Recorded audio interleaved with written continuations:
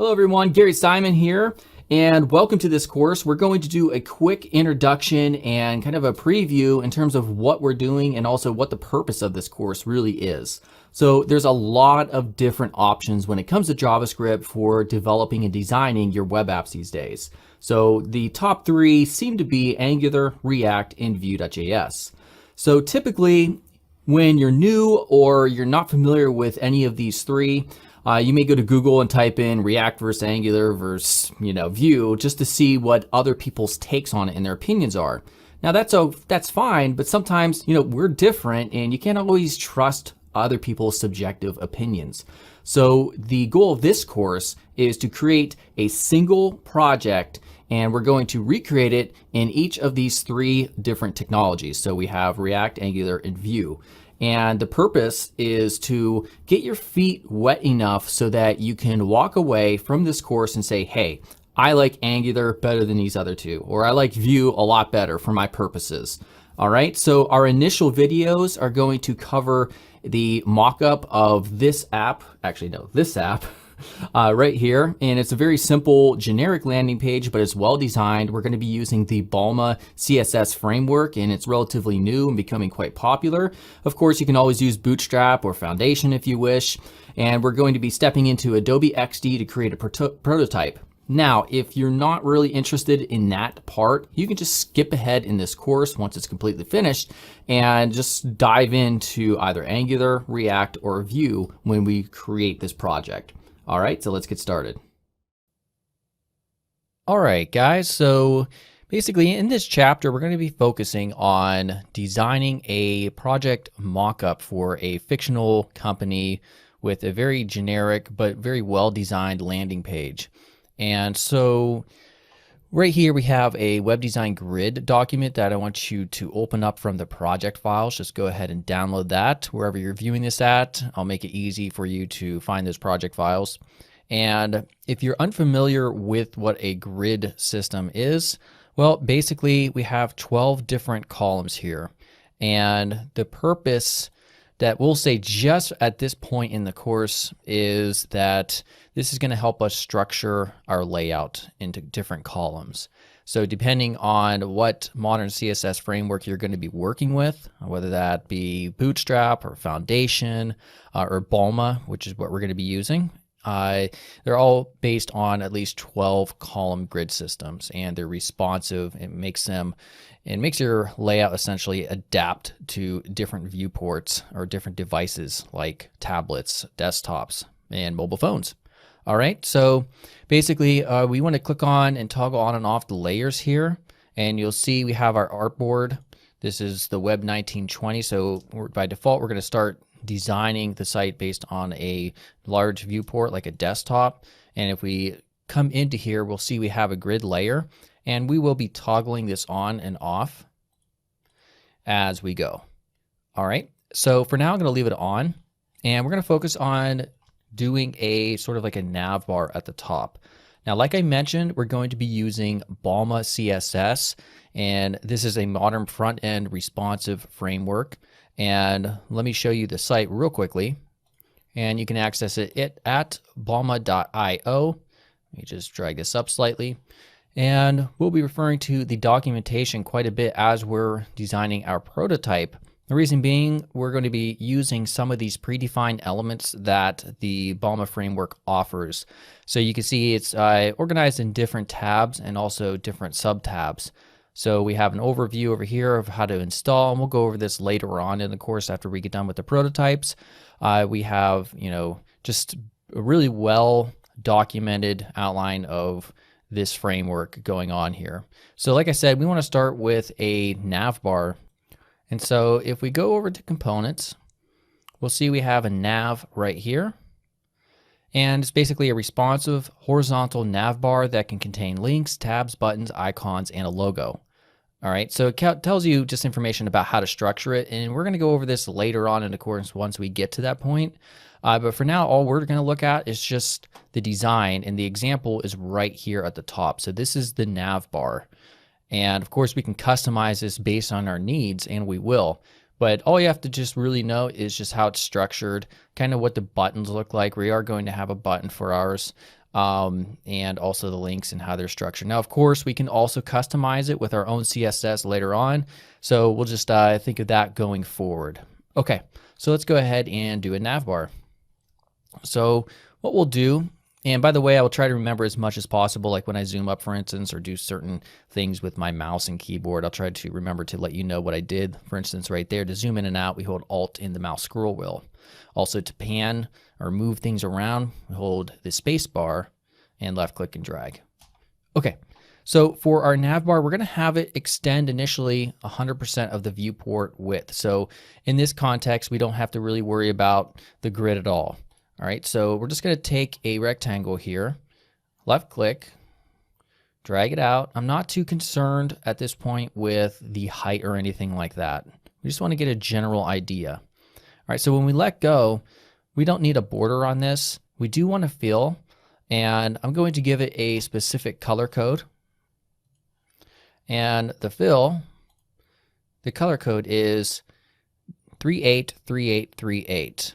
And this is basically, if you hit enter, not quite a black, not a medium gray, just kind of in between. I'm not too much of a fan of absolute black these days for this, for like a nav bar, for instance. There's some obviously contexts in which it would work well. All right, so now we'll go ahead and put in a logo. So we'll take the type tool and just left click somewhere. And I'm just going to type in my company. Of course, it's real small. We can't really see it. So I'm going to zoom up with an Alt scroll wheel. And real quickly over here, we can see we have the text panel options, and this is the size. Just a side note, you can left click and drag up or down to change the size. So we'll say somewhere around 33 will be fine. And we'll make it white here for the fill. All right, right around there is good. All right, and then we're going to have a right aligned horizontal navigation over here. All right, so we're going to have 4 different links and then also a call to action button over here. So I'll left click, we'll start right around here, and I'll just type in home. All right, we're going to make this larger. Right around 27 will work. And there's not enough contrast, so let's change the fill here. Bring it up. Right around, the color code is BF, BF, BF, like your boyfriend. Or not. Okay, so Control C and then Control V. We'll move this over, holding Shift. Right now, the width it's not really important at this point. We'll get that figured out in a second once we get them all there. We're going to have about, and then Control C, Control V. See, when we move it over, we can see that those little guides showed up. Right there is even spacing. We'll change this to features. You can, by the way, hit Escape just to select the Move tool. Control C, Control F. And then also a fact page. We are going to make the fact page function, by the way, when we get to the development process for each of our 3 different JavaScript technologies, React, Angular, and Vue. All right, so that looks pretty good for now. I may want to decrease the size, maybe just to 25. All right. Now, we'll go ahead and create a call to action button. Now, this is a good point to go back and look at the Balma documentation. And we can see some examples of a button here. But if we go to Elements button, it's just going to give you examples and the coding examples associated with their buttons and how they have them styled by default. Now, notice we also have outlined versions. And I think that's what I want to use just for one button in the navigation. All right, so let's go back and let's go ahead and use our rectangle once again. I'm just going to left click and drag out. Somewhere right around there will work. All right, we're going to get rid of the fill and we're going to give it a specific color code. All right, so I just pasted in color code of 1EC9AC. And if you click this right here, it's going to add it to our swatches so that we can reuse it easily later on. All right, so now if you also notice, if we go back to our documentation, there is a slight bevel or rounded corner on the button. So let's go ahead and emulate that as well. We can just drag up right here, roughly to around 5. And that looks good. All right. By the way, we want to space this out evenly. So I'm going to take all of these 4 while holding the shift, and then hold shift and left click and drag right around there. So we have equal space between each of these elements. So that creates consistency, which is obviously very important whenever you're dealing with UI design. All right, so what I want to do now is put in some text. So we take the type tool, and if we want this to be centered, we can just left click and drag all the way from the left to the very right. Then over here, we click on center, and that's how you absolutely center text here in Adobe XD, as well as other graphics applications, pretty standard. So this is going to be just a join now text right here, join now button. And as well, we're going to make the text the same color. So we click over here, and there we go. All right, awesome. One final thing. If we go back to the Balma documentation, go back to nav, we can see that if we come down, there's some other examples that we have here. You can actually add a class that has a shadow, and there's a shadow that will show up if you add this class. So the shadow is very subtle. So let's just add a shadow. Of course, it's not necessary, but I'm choosing to add it. So just add a shadow just like that, and we'll see what the direction is. So it's just going straight down by 3 pixels, which is pretty consistent. I don't know if you could see it, but it's just barely there. Okay, so that is it for this section. In the next, we're going to go ahead and get focused on the hero section down here. All right, so what we're going to do now is focus on what's called the hero section. So a hero section, if you're unaware, is the portion in a design or usually a website or a web app. When you first land on the home page or a landing page, for instance, you'll see just an area that's probably around this large. It's usually very simplistic. It has a title, subtitle usually, and a call to action button. And the background is either a solid color, some type of graphic or vector design, or an actual photograph that's just kind of laid there in the background that doesn't contrast too much with the text that's in front. So once again, we'll go ahead back to our Balma. And if we click on layout and we click on hero, there is a hero class section, and it's basically designated by a section tag in here with class of hero and then other supporting classes. And if we scroll down, we'll see there's a lot of different examples of how you can structure. This is a very minimalistic, kind of very not tall version of a hero section. And then we come down here and we'll have more. You can work in gradients real easily, as we could see right here. And we'll probably be using this section right here in terms of aesthetics. It's not going to be blue. Actually, we're going to use a photograph, but we'll have a title, subtitle, and also a call to action button. Okay, so let's go ahead back. And what we want to do, like I mentioned before, we're going to have a photograph background for this. But first, we need a container to place that into, and that's how Adobe XD basically works. Kind of works like a clipping mask. So if we just left click, starting right underneath that nav, probably somewhere right around here will work well, and then just let go. The color doesn't matter. It's going to be completely hidden based on the photograph we're about to place into it. So for this step, we want to make sure it's still selected, and I want you to download the project files, and inside of the project files in the M2 section, you will find a clouds.jpg file. So just to show you, here it is, clouds.jpg. We left click and just drag it right there. Close this out, and there we go. Very simple, as you can see. So let's get our layers, and we can see it's kind of going over our grid.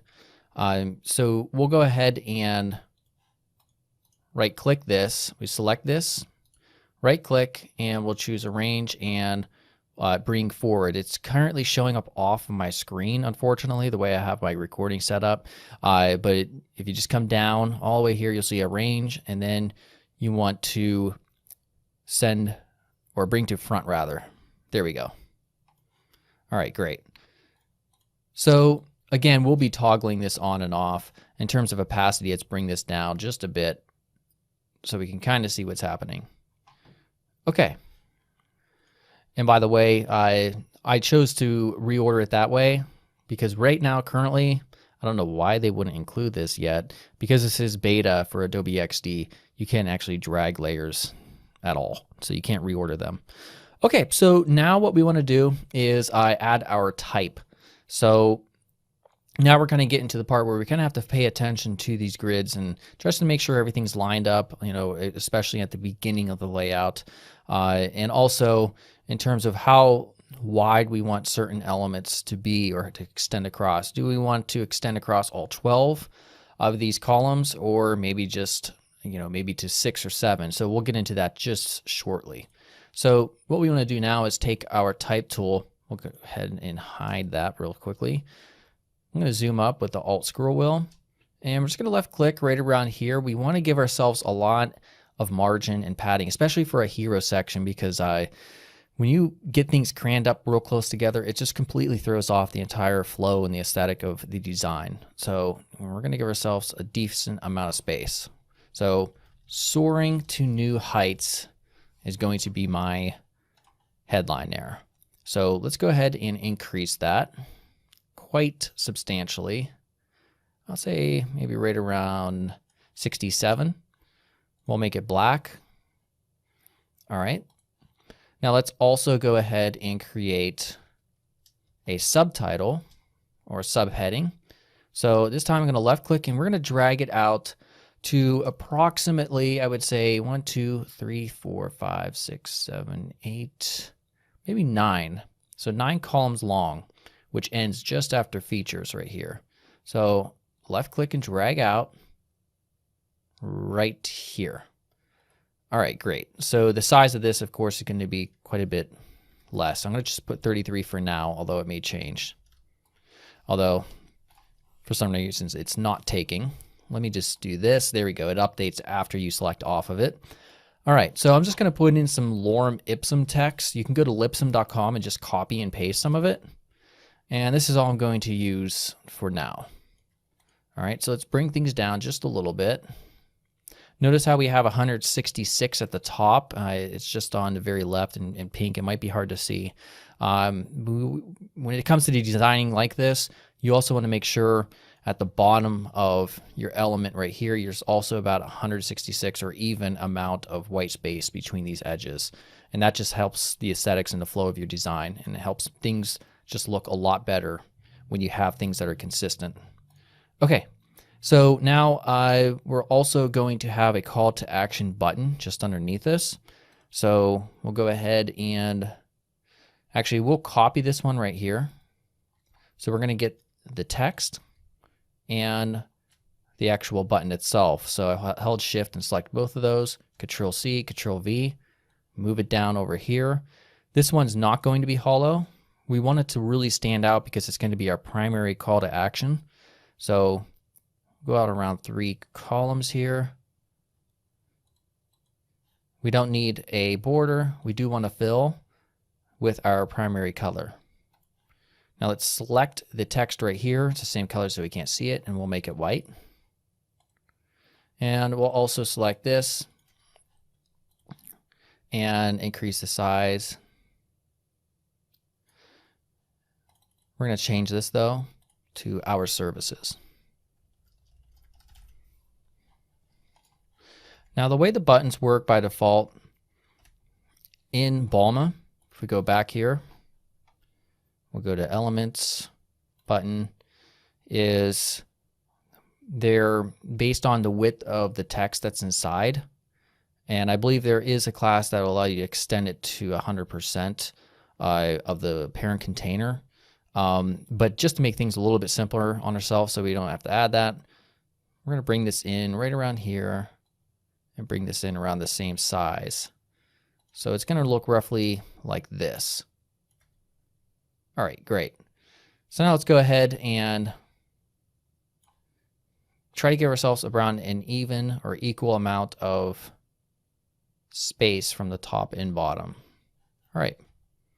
So let's go ahead and hide this real quick and get our layers, hide the grid.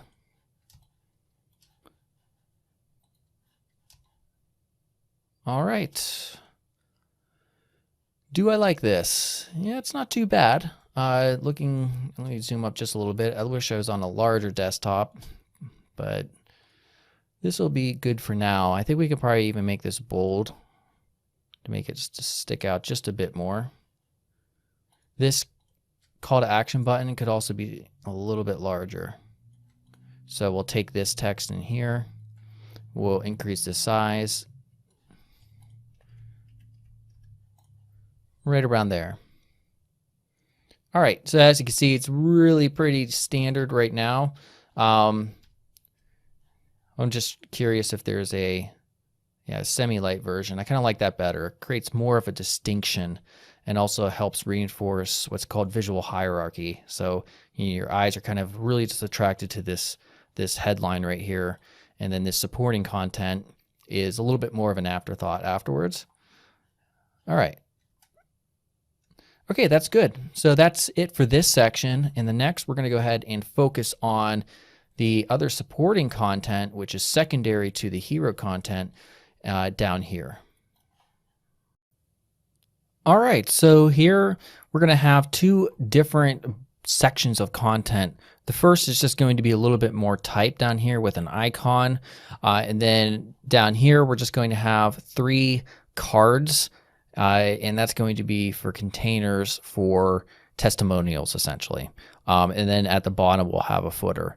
So to get started, the very first thing that we want to do is add an icon. Now, instead of doing an icon by scratch, which you can definitely do using these tools up here in Adobe XD, we're going to go ahead and use Font Awesome. Now, the reason being is because Balma here, if we go back to Overview, we'll see that it says Font Awesome Icons. If you want to use icons with Balma, then don't forget to include Font Awesome. So we'll be including that once we get to that section later on. So if we go to Google and we type in Font Awesome Icons, we click on that, and here is a search section, and we have tons of icons that we can use in a project. So I'm just going to use a cog. So type in cog, there we go.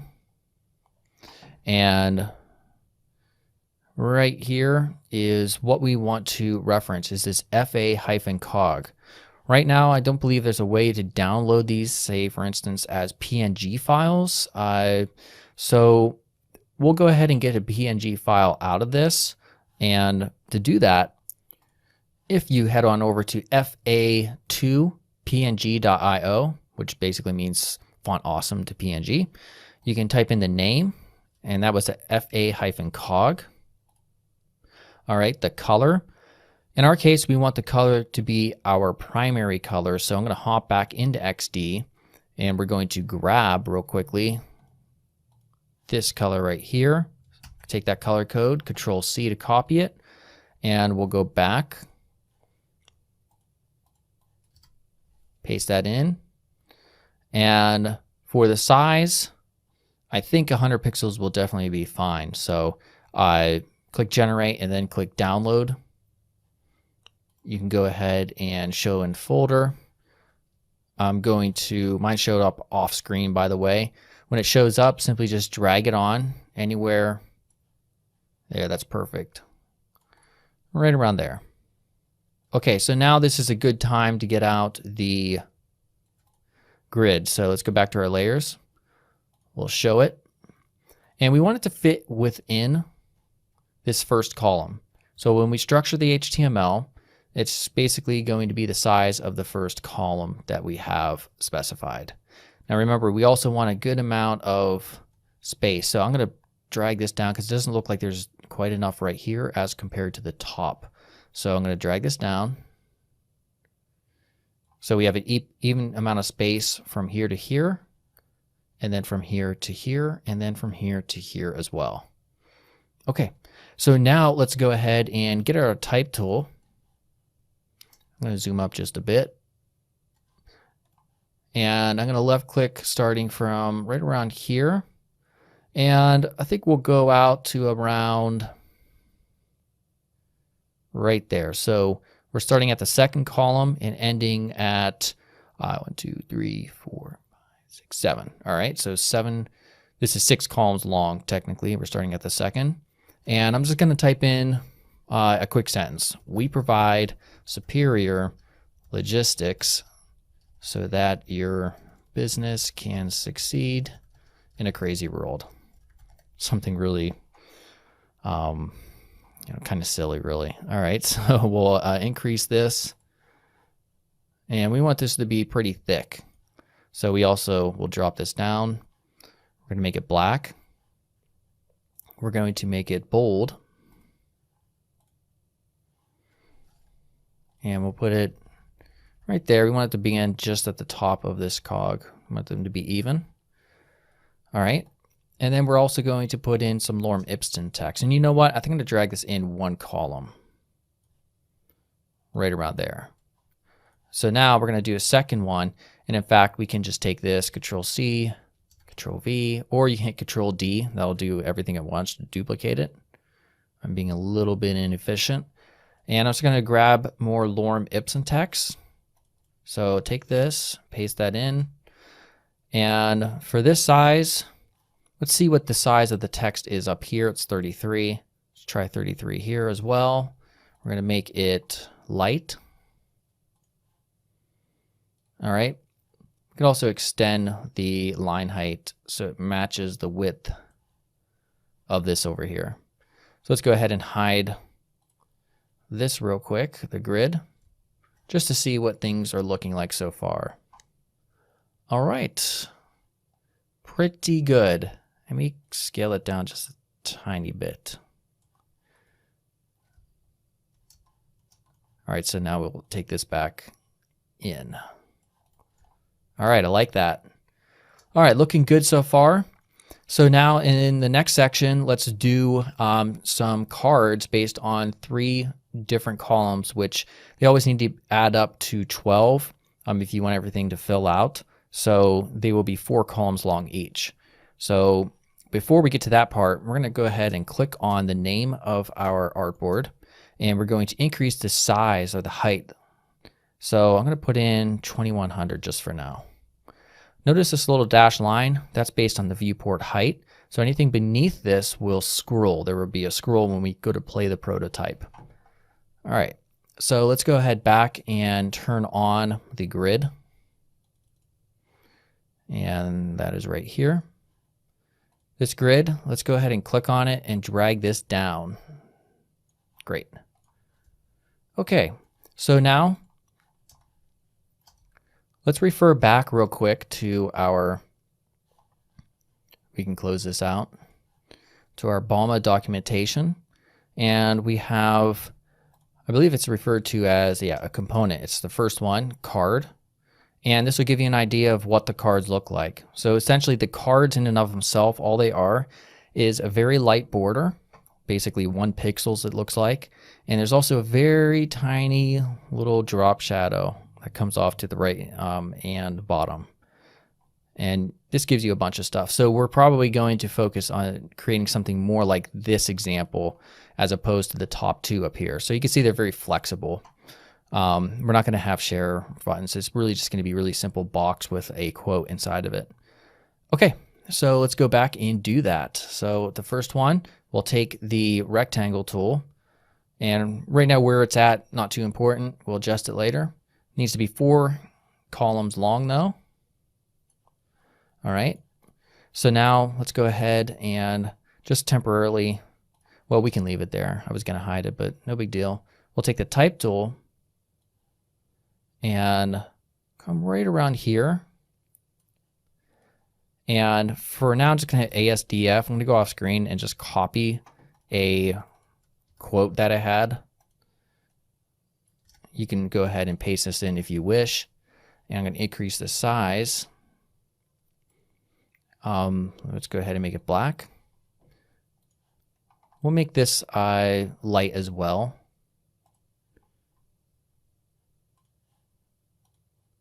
All right, so if I zoom in, you can see the type that I use. Again, you can put whatever you want. And that looks pretty good. And then also we will have an author name. So I'll just put like Gary Simon. Probably make this a little bit bigger. And I do like the default color that it gives us. It's just kind of like a medium gray right there. And we'll bring this in. Notice I'm looking to make sure we have, an equal amount of white space on the top, bottom, left, and right. And there we go. So now we're going to repeat grid this because we have 3 of them. So it's kind of silly just to sit there and copy and paste each one. So we take this text right here, hold shift, select that, and then also the back. So we have 3 items selected. You can hit Control G. That's optional, by the way. You really don't have to group them if you don't want to. Or you can just hit repeat grid. So we'll go ahead and repeat this.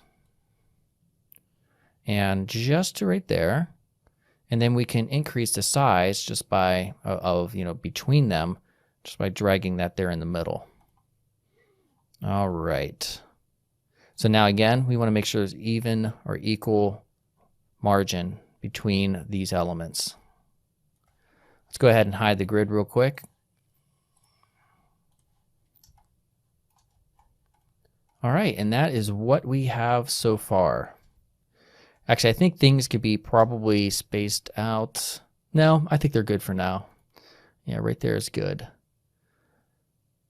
Okay, so I'm liking this so far.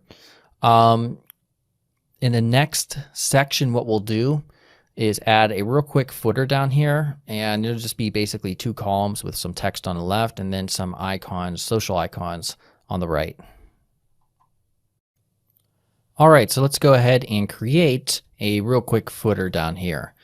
Okay, so if I click on our artboard title, we'll go ahead and drag this down just a bit. It's not going to be a very, very beefy, thick footer as some people like to do. And we're going to use our fill color right here, our primary color for it. So let's go ahead and take the rectangle tool, left click and drag.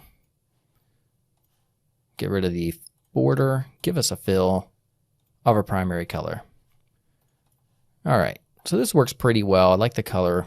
I think I may want to take this again and just increase it slightly, just to give us a little bit more room. Oops, wrong one. So we'll drag this down right there. All right, great. So now we really don't need the grid up as long as we left align this, basically to the container from everything that's been there. So we'll take the type tool, and good, the guide shows up, so we'll get there well. And I'm just going to put down here, and this right here is a spiffy footer where you can put stuff. Oh God, the things I come up with. We'll make it white, and we will increase the size. Roughly right on there is fine. Then over here, right aligned, we're going to have just a Facebook and Twitter icon, which is pretty standard. So if I type in Facebook, we're going to go ahead and get the name. We can choose to use, we'll use Facebook Official. So we'll grab that name real quick.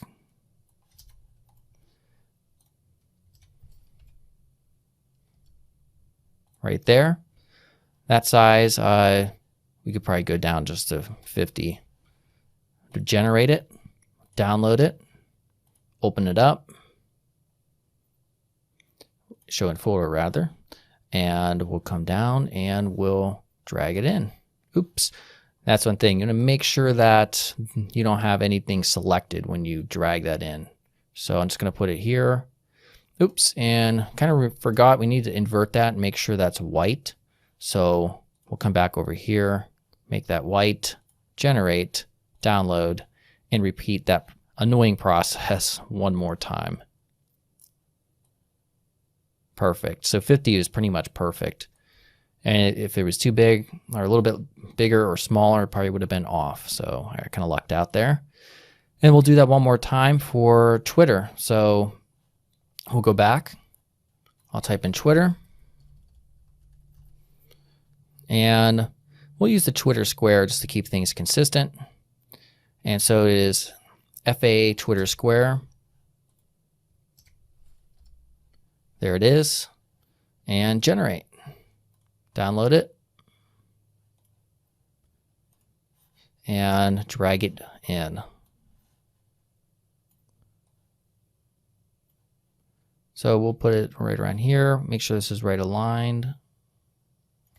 There we go. Maybe move over just a tad bit more.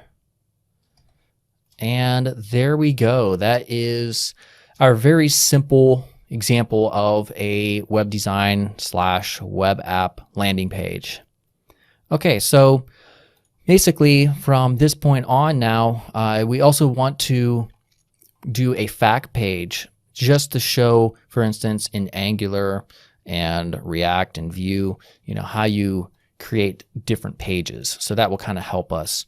So in the next section, we're going to go ahead and create that fact page. I'll see you then. All right, so let's go ahead and create that fact page. The first thing we're going to do, I want to rename this. It's kind of not very user-friendly. We'll just call this desktop. And then we're going to hit Control-C and then Control-V. So it automatically just duplicate everything and stick it over here to the right. And so for our fact page, we're not going to have a hero section, which is pretty standardized when it concerns web design at least. So we'll go ahead and get rid of that. We're going to leave these two blips right here, but get rid of this call to action and then get rid of everything here. We're also going to ungroup the grid and then get rid of these two things right there. We're actually going to use this right here as kind of a question and answer containers. But first, let's focus on this top part up here. So we're going to move this up just slightly. And we're going to put in fac. And then for our lorem ipsum text, we're going to leave it there. But we're just going to make sure this extends out to the very right side. Simple enough. Now let's take this. We don't need this text right here. Right click, by the way, if you had it grouped, and hit ungroup. All right, and now what we'll do here is pose a question at the top, and then in the bottom in a smaller paragraph font, we'll have an answer. So I will go ahead real quickly and just type in, will this allow me to do that other thing? All right. Cool. We'll take that. Control D this time. The whole Control C, Control F was getting a little bit annoying, admittedly. And we're going to take this down. Let's take a look at our size. I think the size of this text over here is 33, so we'll keep things consistent and put 33. I'm not even really happy with the difference between these two because there's not much of a noticeable difference. So you can, kind of, again, this is called visual hierarchy in design. You can reinforce that through color, through making this bold, or making it larger. And I think that's the direction that I'm going to take it. So something like this large. And then we'll take this text down here beneath it. And I'm going to copy and paste. Again, you can use lorem ipsum. That's probably the standard thing that you should do. But I had some other stuff I had off screen, so I'm just going to use that. We're going to leave that there. Again, you want a good space between all your elements. So I'm just moving them around with my keyboard. Let's see here. All right, that looks pretty good in my opinion. All right, so once you're satisfied with everything, we can go ahead and take everything, repeat grid, get it all the way out to the very edge. Well, actually just to the very right over here, and then extend these as needed. And again, it would help at this point to get up our grid real quickly just to see. And so right there is perfect. All right, so we'll hide our grid and we'll pull this down. Let's see here. Yeah, we'll make it go 3 right there. We'll take everything right here, holding shift, drag it down somewhere over here. We're going to take this and increase the height. So we'll drag this up, keep on dragging up, drag it up more. Right there is perfect. And also notice the spacing vertically doesn't match this here, so we'll just drag that down a bit. What are these? 43, and this is 40. Trying to get it to match up with 43. 45 is fine. There we go. All right, and that is our fact page. Very cool. All right, so let me hide this real quick. So this is our design so far at this point. So in the next section, what we're going to do is also add a mobile version. But you know what? Real quickly before we do that, let's hop into the prototype tab and let's get some of these, like an actual interactive prototype working. So when somebody clicks on this link right here, this fact link, you can see that little blue thing. We just drag it over anywhere over onto this artboard, and it gives you options, by the way, for a target, your transition type, and also your easing options and a duration animation. I'm just going to leave them here by default. I'm not really too worried about that. Also, if we click on the logo, we'll make it go back to the home page. Same thing with if they click on home. Fact doesn't go anywhere. Nothing really goes anywhere else apart from that. So now it doesn't really matter which tab. If we click on play, sorry about that, it made it real large, so I had to pause and fix it. And here we go. So you can see the viewport right down there at the edge. So it makes it scroll like an actual web page or app of some sort. We click on fact, and there we go. Looks a little redundant with the same content, but you can adjust those manually if you wish. All right, so like I said, in the next section, we're gonna go ahead and create a mobile version of this layout to see how the layout should respond when we're using Bulma in the grid system. All right, so let's go ahead and create a brand new artboard. So we'll click on the artboard tool, and we're going to choose iPhone 6 or 7 Plus. So the reason we're doing this is because instead of just copying like the home page, for instance, or the desktop, and then pasting it or duplicating it, it's not going to be in the size of an actual phone. So we're going to start by scratch.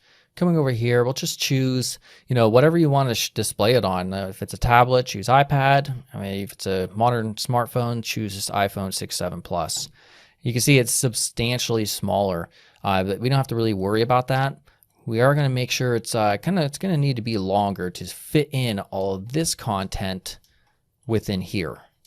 So now it's going to be a matter of intense copying, pasting, and resizing and deleting. So we're going to select everything. So I take all of our elements here, Control C, and then over here, we're going to paste them all in.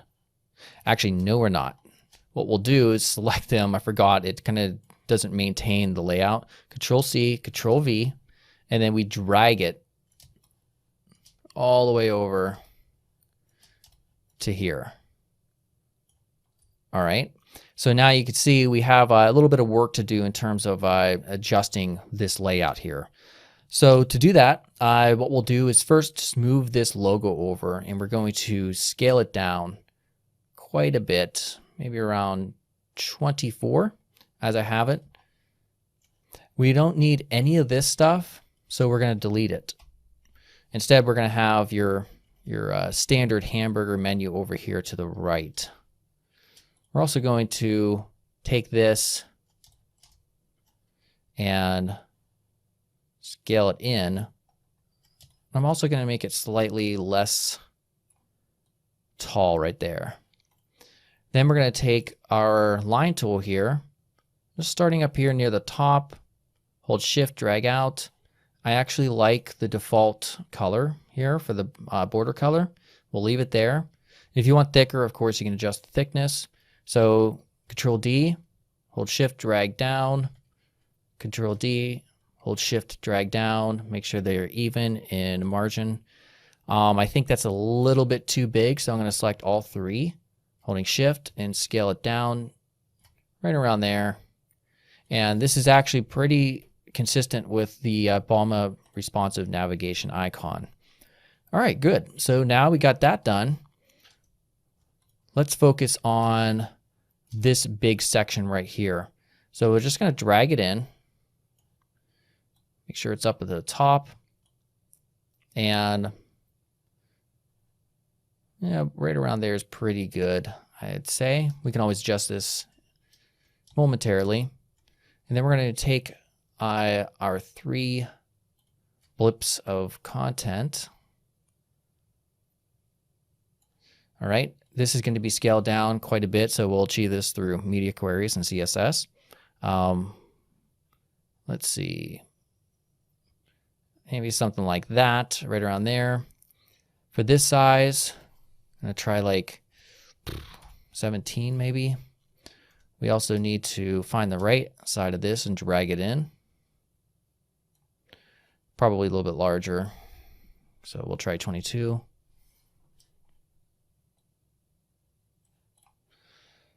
All right, that's looking good. This is going to be scaled down just a bit. So we'll take our services, scale that down as well.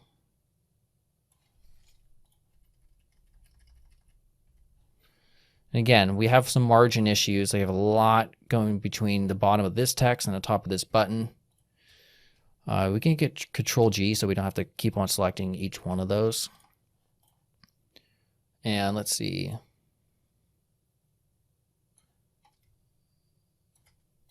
And I'm just experimenting with the layout here just to see how I want everything to be spaced out in a mobile version. All right, I think that looks good right around there. All right, so next we'll take this cog.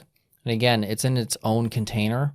Or its own column. It's just a single column. However, that column will expand to 12 columns or 100% width on the desktop or mobile version rather. So we're going to scale this down, holding Control and Shift, or Control and Alt, sorry. Sorry, not Control, Shift and Alt. And then we'll take this. We'll scale this down a little bit as well. And also our content right here. Let's see what the size of this is. It's 22, so we'll make this, we'll make this 22 as well. And also, we can just make it 0 to be default, whatever the line height is. And then we have our 3 blips of testimonials right here. So we don't need 3 of them. Actually, we can ungroup the grid real quickly. I'm going to scale everything down. All right. Right click, ungroup. I'm going to take this and scale it down.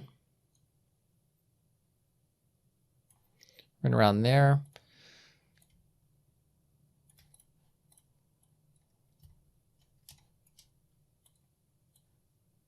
This looks good. Maybe drag this up just slightly.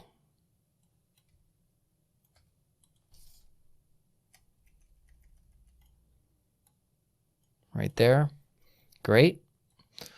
And then we can group and repeat the grid downwards. Just 3 times. Let's go ahead and select our artboard. And we need to make this taller. So right around 20 or 2000 for me. We're going to scale this down as well. All right. And I believe I forgot, or I did not copy this section right here, or this piece of content. So let me copy that real quick. I think I pasted it right there. There we go.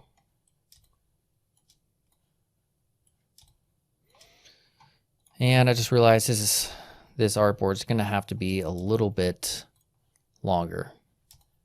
So put in 2300. Maybe not quite that long, so 2150. Drag this down. All right, so we'll have these two come in. They might be right aligned actually. And then this right here.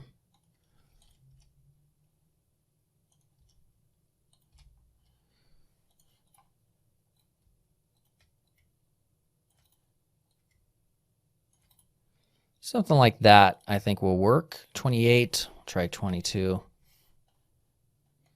And right now I'm just going to copy this and then just delete it because it's not based on an area where we drug out the size. So let's go ahead and make this white. And then also fix that to 0. For some reason, putting 0 was not working, so I put it at 13. And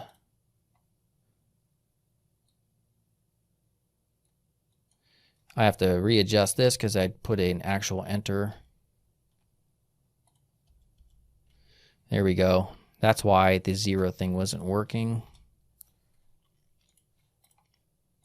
There we go. All right. Sorry about that. Sometimes things get a little bit tricky to deal with.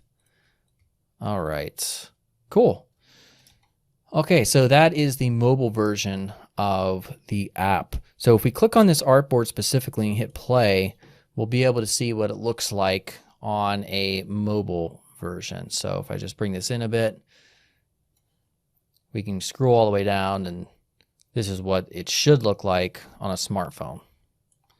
All right, so in the next section, we're going to make this hamburger icon menu actually work and show a drop-down menu that shows on smartphones.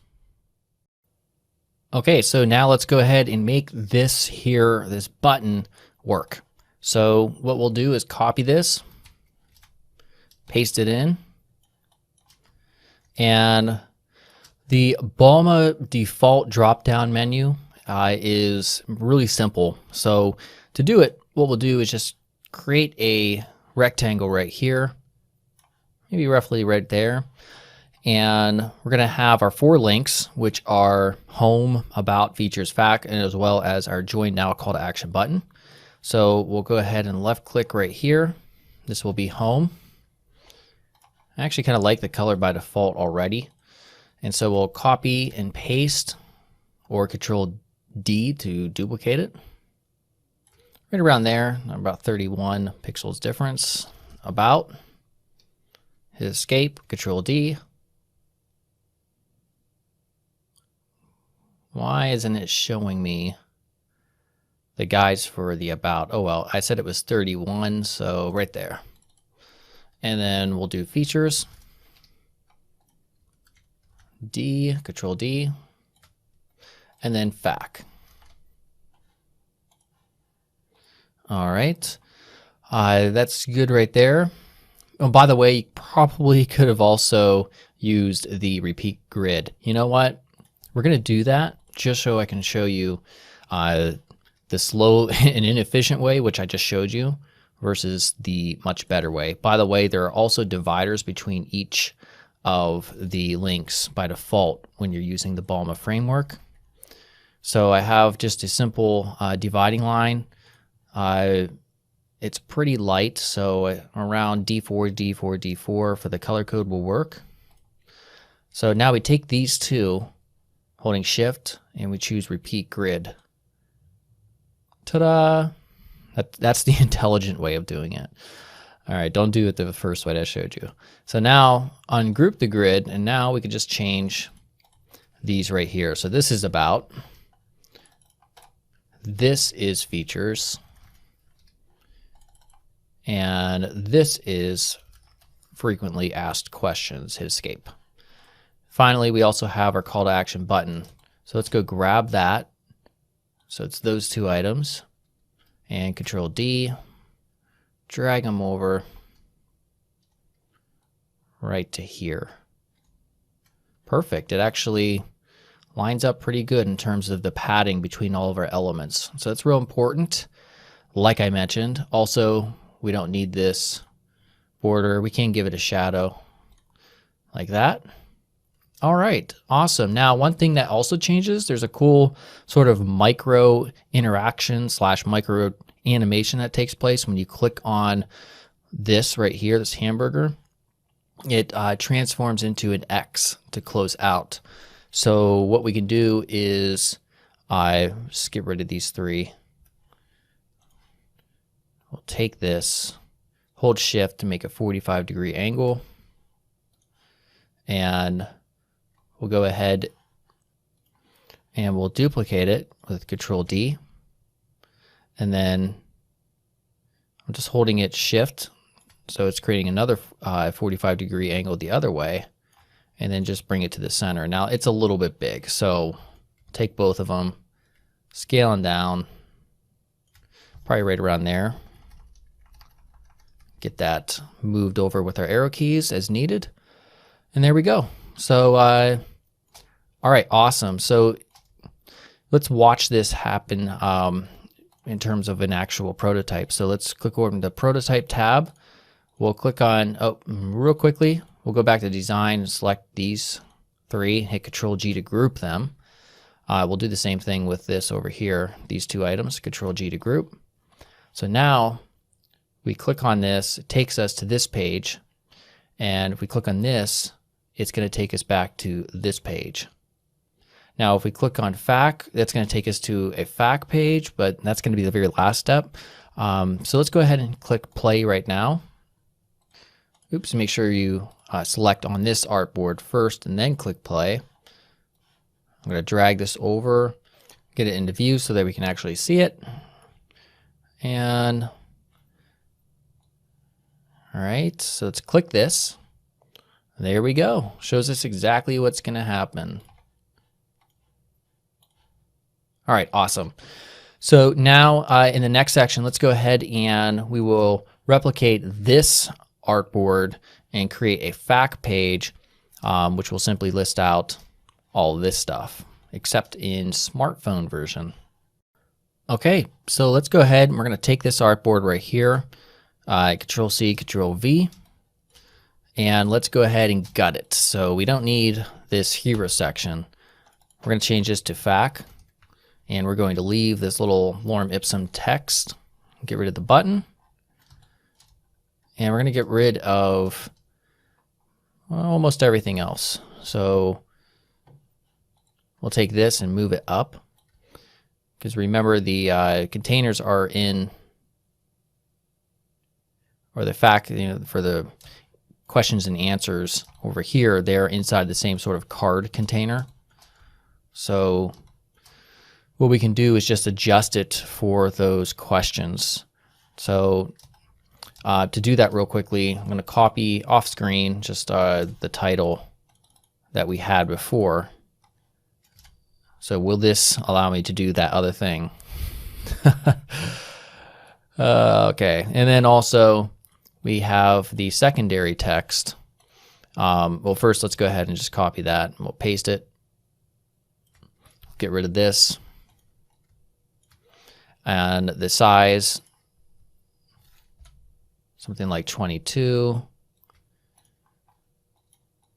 I may go a little smaller than that. Maybe like 20.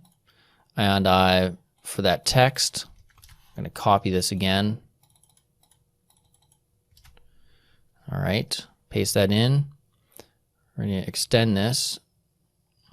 Notice how these aren't updating down here, so I'm just going to,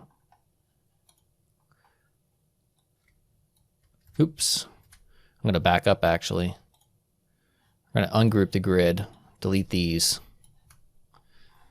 All right, and then right click, ungroup.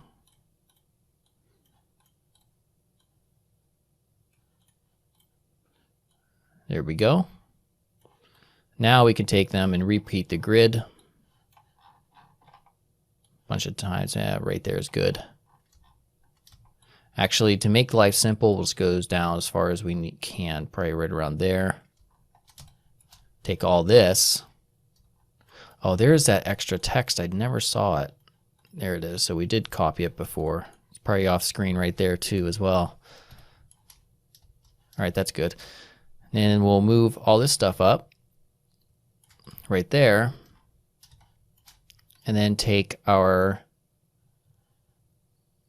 size right there. All right, awesome. So let's hop into the prototype section. And when somebody clicks on FAQ, they're going to go to the FAQ page.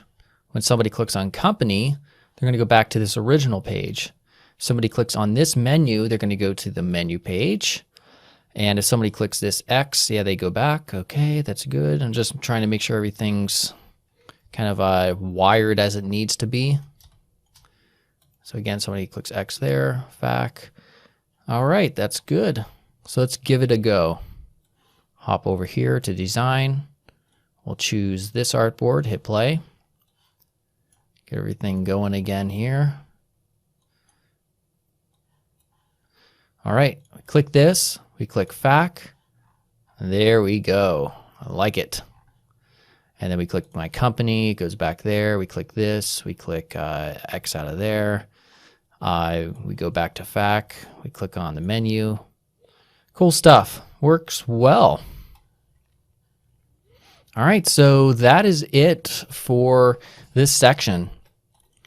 And now that we have a prototype design of our fictional app or website here done just for, both for desktop and mobile view, the next step is to start new projects for React, Angular, and Vue.js. And we're going to take a look at, each one at a time from the very beginning in terms of setting up a project to the very end in terms of, getting the CSS and everything integrated as needed. And that way we can really see some of the core differences and the basic differences between each of these pieces of JavaScript technologies. All right, so I'll see you very shortly. All right, so we're going to go ahead and get up and running and get started with Vue.js first for our comparison project. Now, getting started with Vue.js and installing it is pretty straightforward, and like other JavaScript frameworks, you're able to install it through several different methods. All right, so the first is installing Vue.js with a CDN, which is a content delivery network. And this allows you to use the HTML script tag to use Vue within your project, and it's a pretty quick and easy way of getting up and running. The recommended CDN to use is mentioned on the written version of this tutorial, which you can find in the description here on YouTube if you're watching at YouTube, or on Coursetro page where the course is located at. All right, so you can find the exact script source, equals here, as well as the written tutorial. We're not going to use this method though for this course, so because we're going to be using Node.js and we can install it. So the other two options are installing Vue.js through NPM, which is the Node Package Manager, and you can install it through the command line. And this is ideal when you have a more robust project or an existing project that you wish to integrate Vue with, as Vue is really just relegated to the Vue. Now you must have Node.js installed along with npm as well. So we're going to need to check this. So to check if you have it installed, if you're not sure, in the command line, you just type in node-v and then also npm-v, and it should spit out version numbers. Now, if not, then you need to install it, and you have to go to nodejs.org right here, downloads, and choose either the Windows or Mac installer. Run through all the default options. By default, the Node Package Manager, npm, will be included, and install it. And then simply reload or close down your console, your command line, and then go back and run these two commands, and they should be there. The command to simply run it after you have it installed, which we're not going to actually run it, but I wanted to show you, is npm install Vue, and then save it as in your package.json if you already have your project set up. Now, we're not going to use this method. The third method that we're going to use is installing Vue.js with the Vue command line interface, or CLI. And it makes it quick and easy just to start up a Vue project with basic scaffolding in place, and it provides you with several options that you can also use to set up routing and such. So this is the installation method that I mentioned that we're going to use for our project here. So to get started in the command line, head over to wherever you store your code projects at, and we're going to run npm install global and Vue-CLI. So the package is called Vue-CLI, and we're using the global flag to make sure that we only have to install this once on our machine. So it's going to run through. I'm going to pause it until it's finished. All right, so it's done here. And to access the CLI, all we have to do is just type in Vue. And if you hit enter, it'll give you commands and options. Now, there's not a lot here, so it's fairly straightforward just to get started. So to start a new project, we type in Vue init, and basically this is the command for generating a new project from a template. We're going to specify Webpack, which is a build tool for handling ad sets, and then the project name. So I'm going to name mine simply compare-vue. And that's the naming convention that we're going to use for React and Angular as well for the project names a little bit later on in this course. All right, so when you run this, it's going to give you a series of prompts, all right? So we can see in the parentheses, this is what it will enter if you just hit the enter key. So we're just gonna leave these all typical. All right, so now we also have the Vue build, and the one that it's defaulted on is the runtime plus compiler, which is recommended for most users. You can use your keyboard's up and down arrow keys to toggle on between these. We're just going to use the one that is recommended for most users. Now, do we want to install the Vue router? We're going to hit Y for yes, simply because we do intend on having a FAQ page, which we already designed earlier in the course in Adobe XD. All right, do we want to use ESLint to lint your code? We don't want linting. We don't want any type of testing. So I'm going to hit N for the next 3 questions. All right, and there we go. So after that, all we have to do is cd into our new project folder. All right, and we run npm install, as the CLI simply generates our package.json based on our information up here. Then we have to run npm install. And this is unlike, for instance, the Angular command line interface where it runs npm install for you automatically. All right, so it is finished. And at that point, your project is ready to go. And we can run another command to actually make the project show up live in the browser. And it will automatically rebuild and reload the browser upon certain file changes while you develop your app. So the command to run is npm run dev, which I will have ran as we develop this project so that we could see it in the browser based on the changes. So it just loaded up. It automatically launches whatever your default browser is. I'll drag it over here real quickly. And this is our basic Vue project right here. Awesome. So in the next section, we're going to go ahead and get started and actually begin developing our app based on the mockup that we produced earlier in the course here in Adobe XD. Okay, so in this section, we're going to take a look at the basic structure of a Vue project and also really pay attention to components and how they work. So the first file that's worth taking a look at is right here at index.html. All right, so the thing to really pay attention to is div ID is app. All right, so this kind of serves as the entry point of the app, and everything in terms of the view is going to be placed within this div ID. Now, we also have to pay attention to the name that ID is bound to. So outside of that, let's go to the source. And then the next file we want to take a look at to understand is main.js. So we're importing Vue, an app, and the router because we did specify we want the router for our project. Next, we create a new Vue app by running new Vue, and then the element is bound to the app ID, and this is corresponding to this right here. And then we're passing in the router, and then the template is app, and the component is app, and this is in relation to this imported line right here. So this is corresponding to this file right here, which is app.vue. All right, so this is a basic component, and this is the entry point of our app. So we have three different sections. Components have templates, we have the script, which defines the logic of our app, and then we have styling for our styles. All right, so very simple to understand. Everything is contained within a single file for each component, and they are reusable. All right, so the thing that we want to do here is open up components. So we have a default hello.vue that the CLI generates. And again, same situation. We have a template, we have a script for any of our logic, and then we have our styles.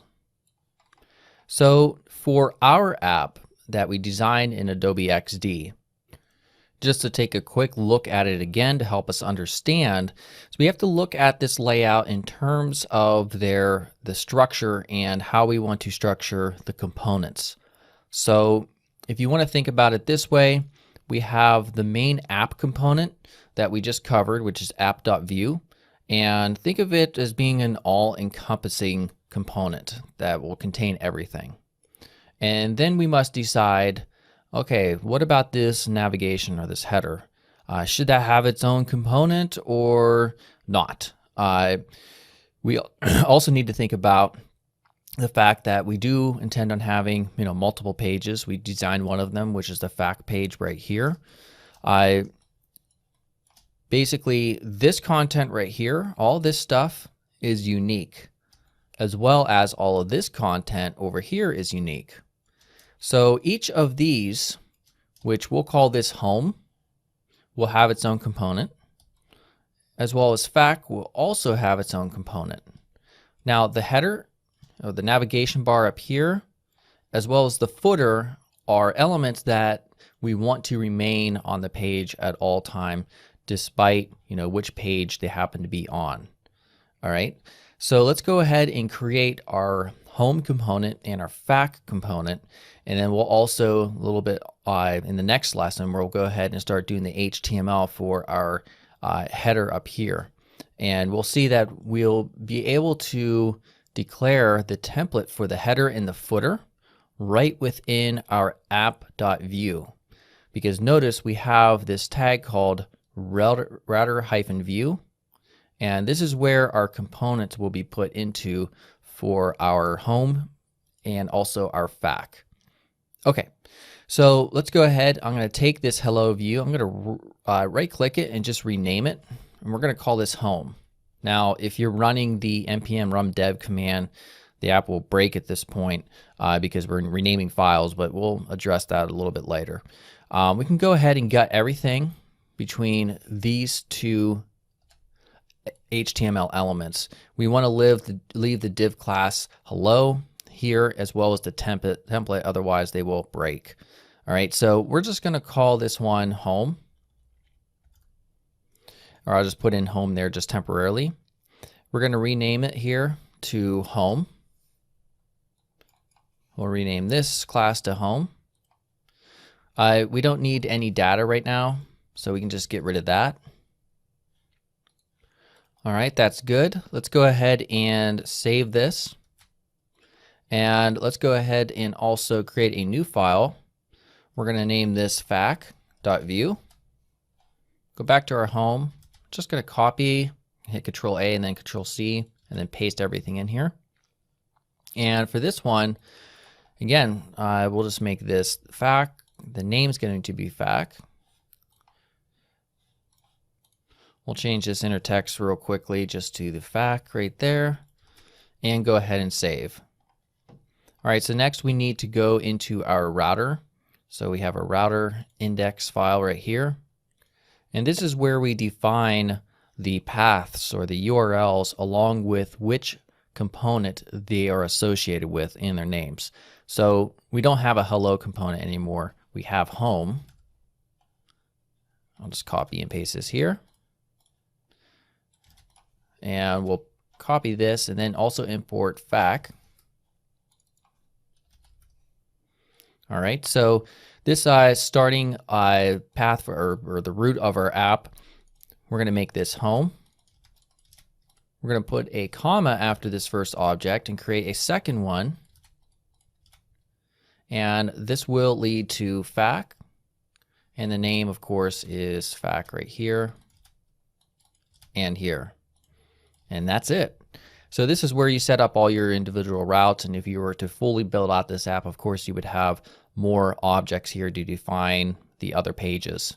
So that looks good right here. So let's go ahead and save. And now make sure you have your npm run dev command going. And here at localhost 8080, we'll see that we have just this logo because we haven't removed it from the template. But we see we have home, which is being put in the router view. And then also if we go to fac, we'll see it changes to fac. All right. So that's basically how the Vue application works in terms of basic setup and as well as the router and the components. Now, of course, we're going to get into much more in-depth topics regarding those two aspects. So in the next section, we're going to get focused on integrating the Balma CSS framework and also probably begin writing out the HTML for our header. All right. All right, so let's go ahead and get our Balma CSS framework installed.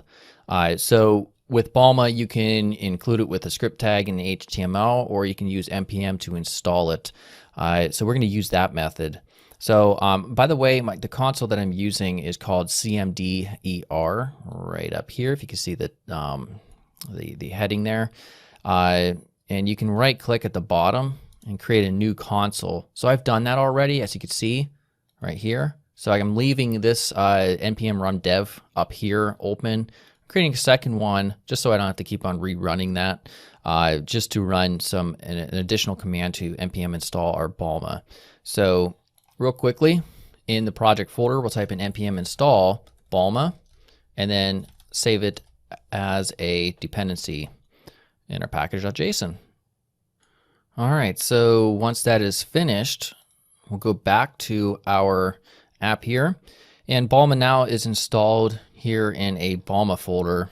And we really don't need to worry about that, but that's where it's located.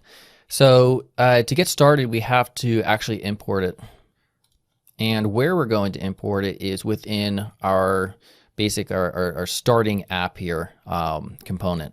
And so the way you define this is we have two different steps to concern ourselves with. So at the very top, we're going to put this command, which is @import, and then the location. Now notice it's a SAS file. Balma does also include a CSS version as well. And if you just navigate to the node modules Balma folder, you'll be able to find out the exact location of that folder. But we're going to use SAS so that we can harness the power of SAS if you wish. Now this won't work if we save it. Instead, right here in the style tag, we have to add lang equals SAS. Now, once we do this, we can see that we have some issues here because Sass does not use these semicolons and these brackets. So we delete these. And by the way, we're not even going to need these anyways, but I'll go ahead and just save it anyhow. Now, if we check out the browser, we see we have an issue, module not found, can't resolve Sass loader. So because we're using Sass, we have to run npm again to install an additional package. Now, in order to get this work, we have to actually install 3 different packages. So npm install node-sass, Sass loader, and style loader. So style loader. Save dev to save it as a development dependency. All right, we'll go back to the other console and run npm run dev. If you already have it running, just hit Control C and hit Y and then run npm run dev. And it will bring back up our project. So now Bama is actually loaded here. You probably can't tell, but the font does change slightly. Okay. So we're going to go ahead back here to our project. I'm going to hit Control B to get up our sidebar. And we're going to create a new Sass file just here in the source folder. So we'll go ahead and type in mq.sass. So the mq is just short term for media query. You can name it whatever you want. And right off the bat, we're going to create just a couple variables in here in Sass, as well as I copied and we're going to paste some different mixins that we can use to designate for viewports like mobile, tablet, tablet only, desktop, desktop only. So first is just a primary color, which is that sort of like that teal color. And then next, I'm just going to copy and paste. And by the way, I copied and pasted this from some of the Sass files from the Bama folder in the node modules. So tablet, desktop, widescreen, full HD. This is just designating the sizes of all of them.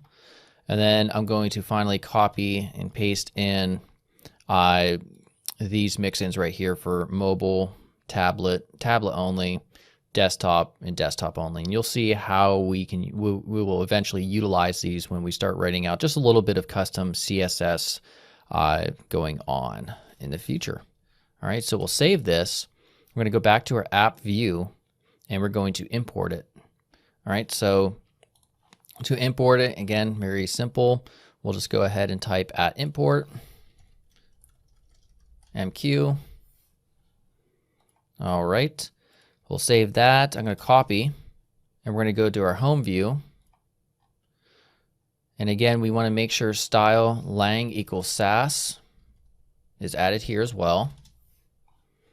We can just delete all this stuff for now. And we're going to import that. And by the way, we have to change that because we're up one folder there. We'll save that, copy this, go back to our FAQ. Style equals lang. Oops, sorry. Lang equals Sass, rather. And import our media queries. So we'll save. All right, awesome. So now based on our mockup in the next section, we're going to go ahead and start writing out the HTML for our navigation here. Okay, so let's go ahead in our source and we're going to just follow right here in the app.view. And this is where the HTML and associated CSS is going to be placed for the header portion. So this router view, we're going to leave it here. However, we're going to get rid of this image source. Okay, so right now it would be worth referring back to the Balma CSS documentation to see if there's any specific elements that are already in place for something like a navigation bar or a header. Okay, so here I am at balma.io/documentation overview start. Okay, so if we click on the layout tab, we can see we don't have anything here. We do have like a hero section. We'll use that eventually, as well as a footer section. If we click on components though, we can see we have a nav section. All right, so we did refer back to this earlier in the course when we were working with an Adobe XD to see kind of how the default nav bar is laid out, which is right here. So it gives you some example HTML to use and to refer to based on your particular needs. So I pretty much followed this relatively closely. However, I did adapt it to go from something like this to something like this up here at the top. As you can see, they're basically the same almost. Okay, so let's go ahead and get started writing out our HTML. I'm gonna hit Control B just to get rid of that sidebar. And all right, so the first element that we're gonna add is a class of nav. So div class equals nav, and a helper class, we can actually add a shadow with has hyphen shadow, and this is optional. You don't have to add it, but it's just barely noticeable. So I'm choosing to add it. And then inside of here, we have div class container, and container is also specific to Balma, and it's defined, and it adds a centered container from which you can place all of your content. Now you probably wouldn't add that if you wanted a fluid width layout. All right. Next here is also specific to the nav component. So div class equals nav left, and this is going to hold our logo. So we're going to put in a class nav item, and this is another item or class rather that we add for individual items like logo, the individual elements for our links and such. So my company. All right. So just after the closing tag of nav left, we're going to add in a span class of nav toggle. So span class equals nav hyphen toggle. And this is for the hamburger icon menu. And the way they have that set up is inside we have 3 additional spans which serve as each of the 3 horizontal lines that make that icon up. So there's just spans opened and closed. So copy that, paste it 3 times. We'll come back to this though to make it actually work and add some Vue specific functionality there. But we're going to leave it like that for now. So div class equals nav right and nav hyphen menu. Again, we're going to come back to this and add some Vue specific stuff inside of that particular class. All right. And next here's where we have our 4 links right here. So home, about, features, and fac. So ordinarily you would use like an ahref or like a unordered list or something. But for us, we're going to be using something specific to Vue, which is router link. So router hyphen link. All right, 2, and you can think of this kind of like the href. So we have our first one is going to be home. But first let's add a class of nav item, and I'm going to add my own class of r hyphen item, and we'll define that later on. All right, so router link. So now we take this and we copy and paste it. We have 4 primary links there. Each one of these, for now, I'm just going to make them all point to fact because I'm not creating the other pages. It'll be a little bit redundant for the purpose of this course. So features, about, and fac. All right. And then we also have an additional button. So div class equals nav hyphen item. And again, I got most of this this scaffolding, if you will, from the example on the nav component page that we just took a look at balma.io. So we add p class equals control. And here we have a class equals button.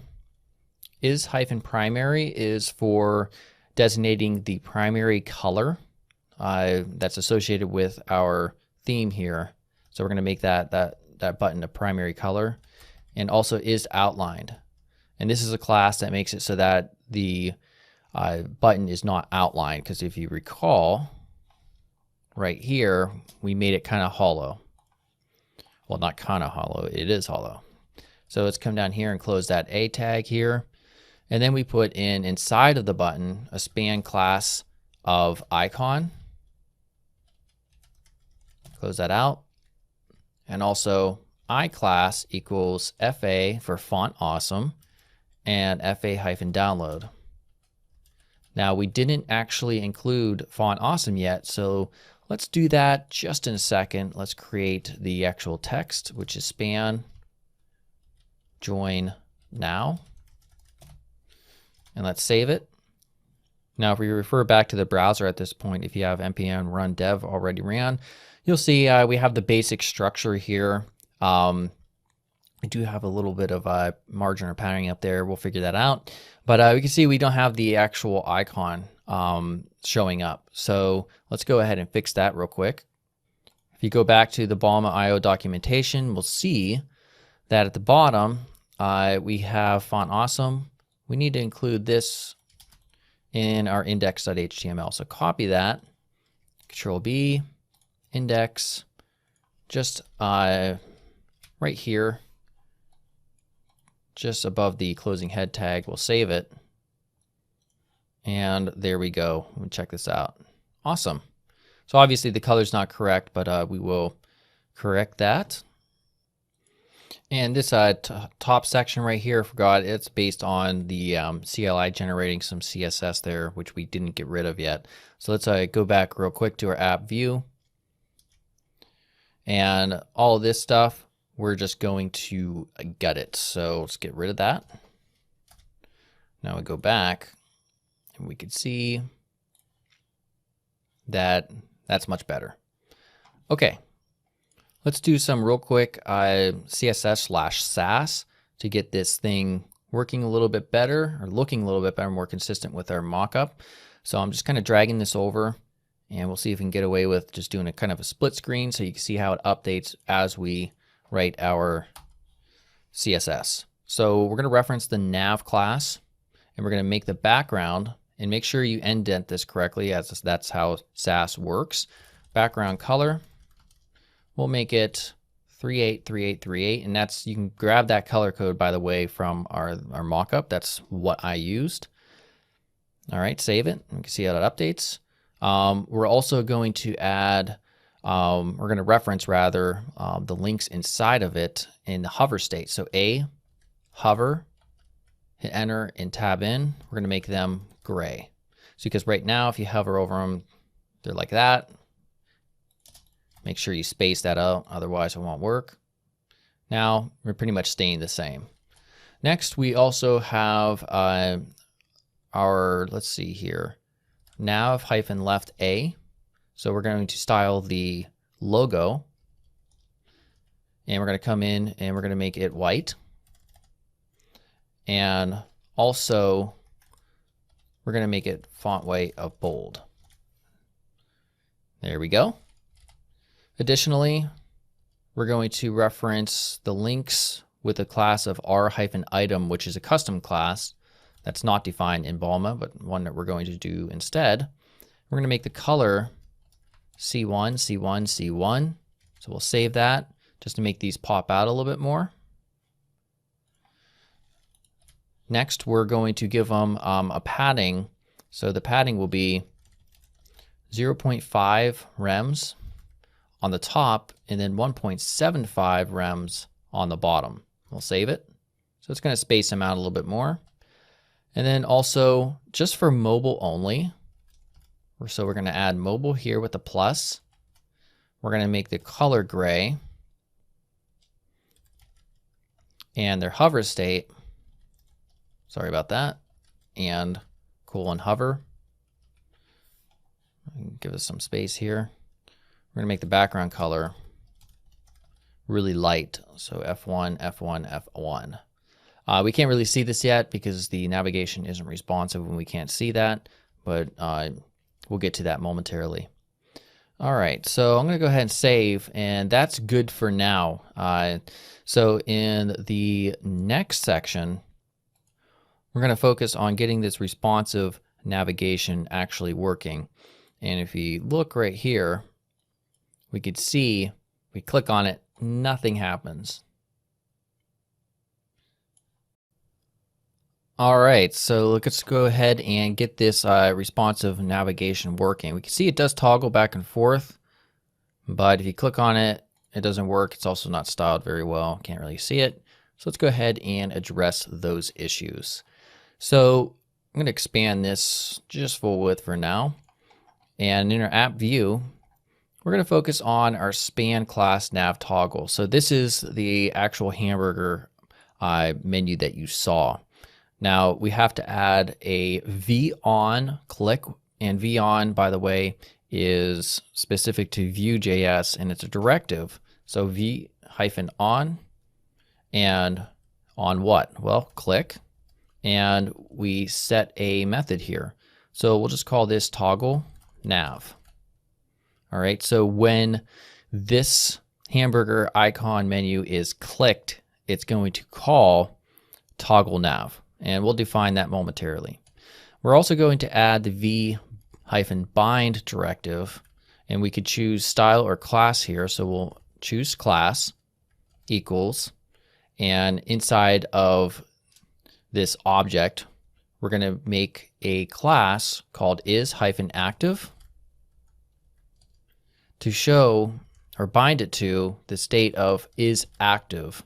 And that's a property that we will set in the component class. So what's going to happen here is when this is clicked, it's going to add or remove is active from this class right here. And the reason we do is active is if we refer back to our documentation of Balma, and we go to our nav section. So we go to components nav. It's going to tell you for responsiveness, 2 additional classes are available. We have nav toggle for the hamburger menu on mobile, nav menu for the menu that's collapsible on mobile, and we toggle right here is active, which is what we're doing now in the code, on nav toggle, which is just down here, right there, and nav menu when nav toggle was clicked. Okay, so a little bit confusing, but you'll see how it works here. We also add the same thing right here. So we're going to copy this, and on our nav menu, we're going to toggle on is active on this element based on whether it is clicked or not up here.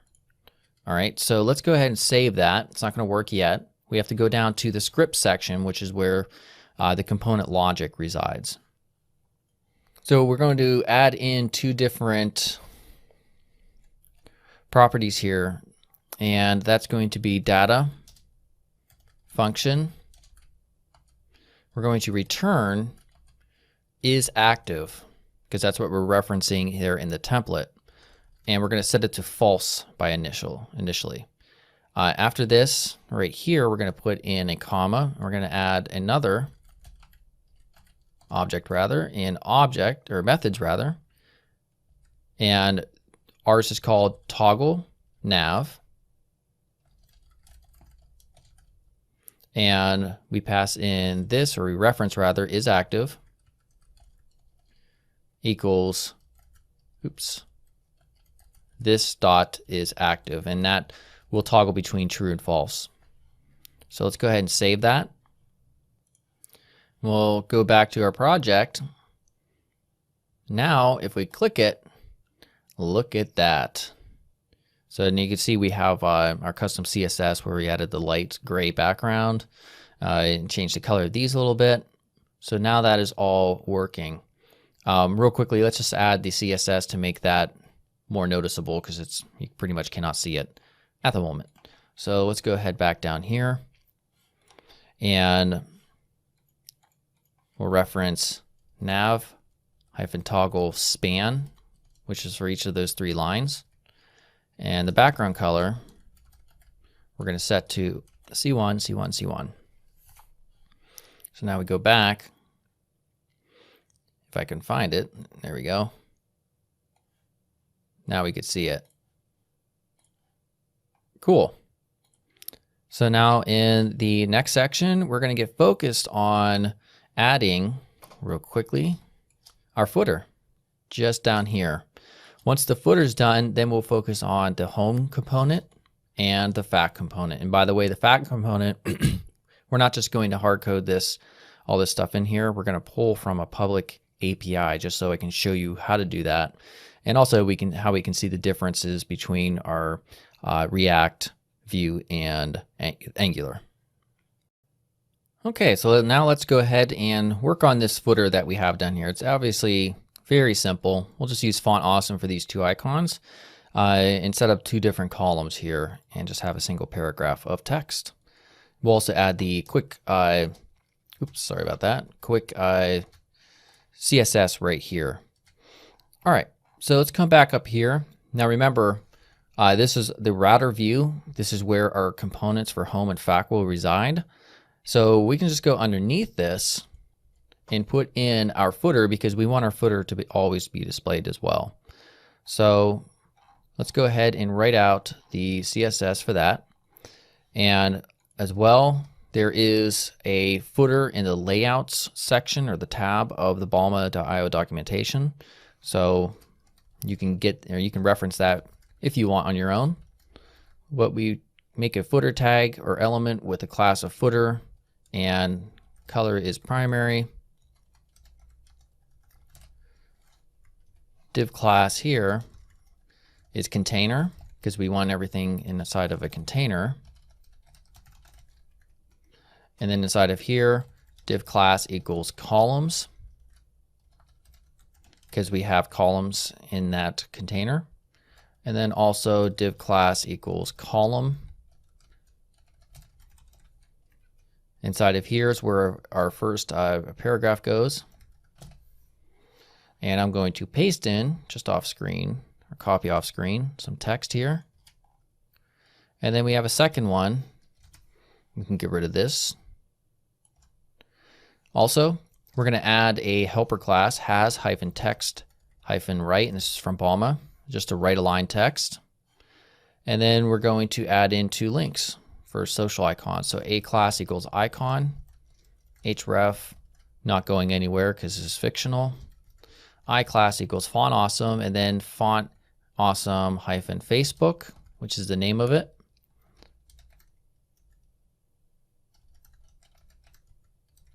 And we want to go ahead and copy this, paste it. And this is going to be renamed to Twitter. And we'll save.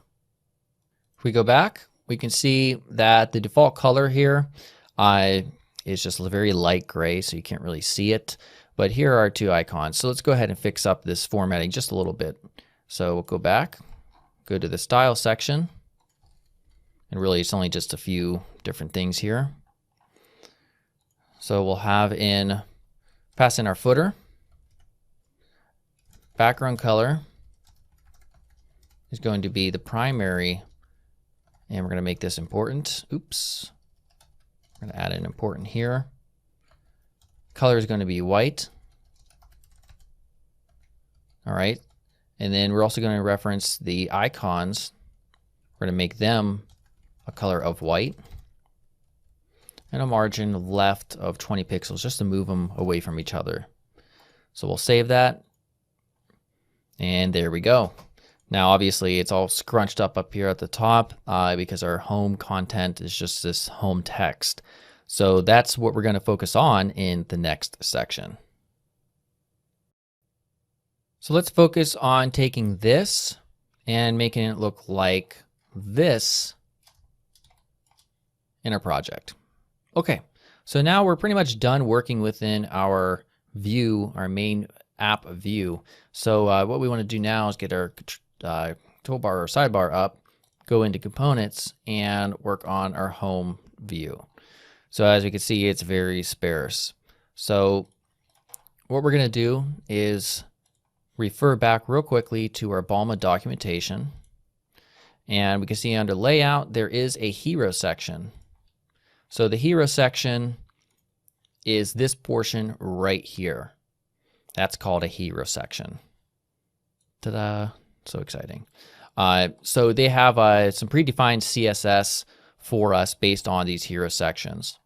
So you can refer to that as you wish, but that is roughly what I'll be using, this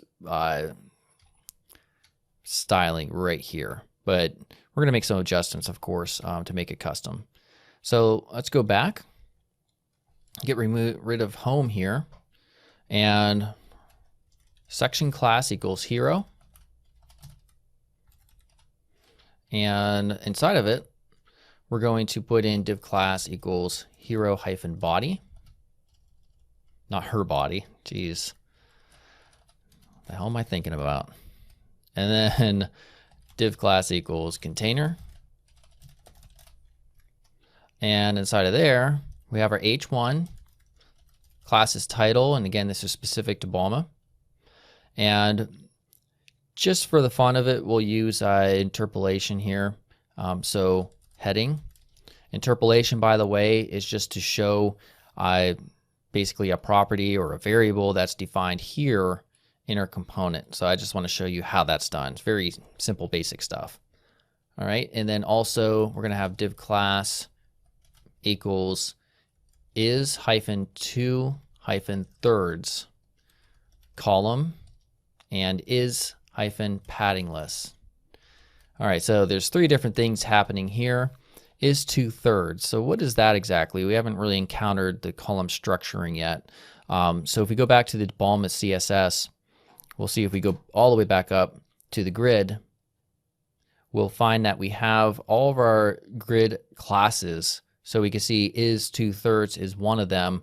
And the reason we're adding that to that specific class or that HTML element is because we have right here this subheading, and notice we don't want it to go all the way across. So that's why we say is 2/3. All right.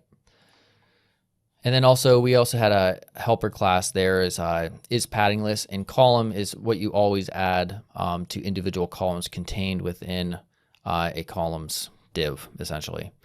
All right. So now inside of here, this is going to be h2, and this is class equals subtitle and is hyphen 4.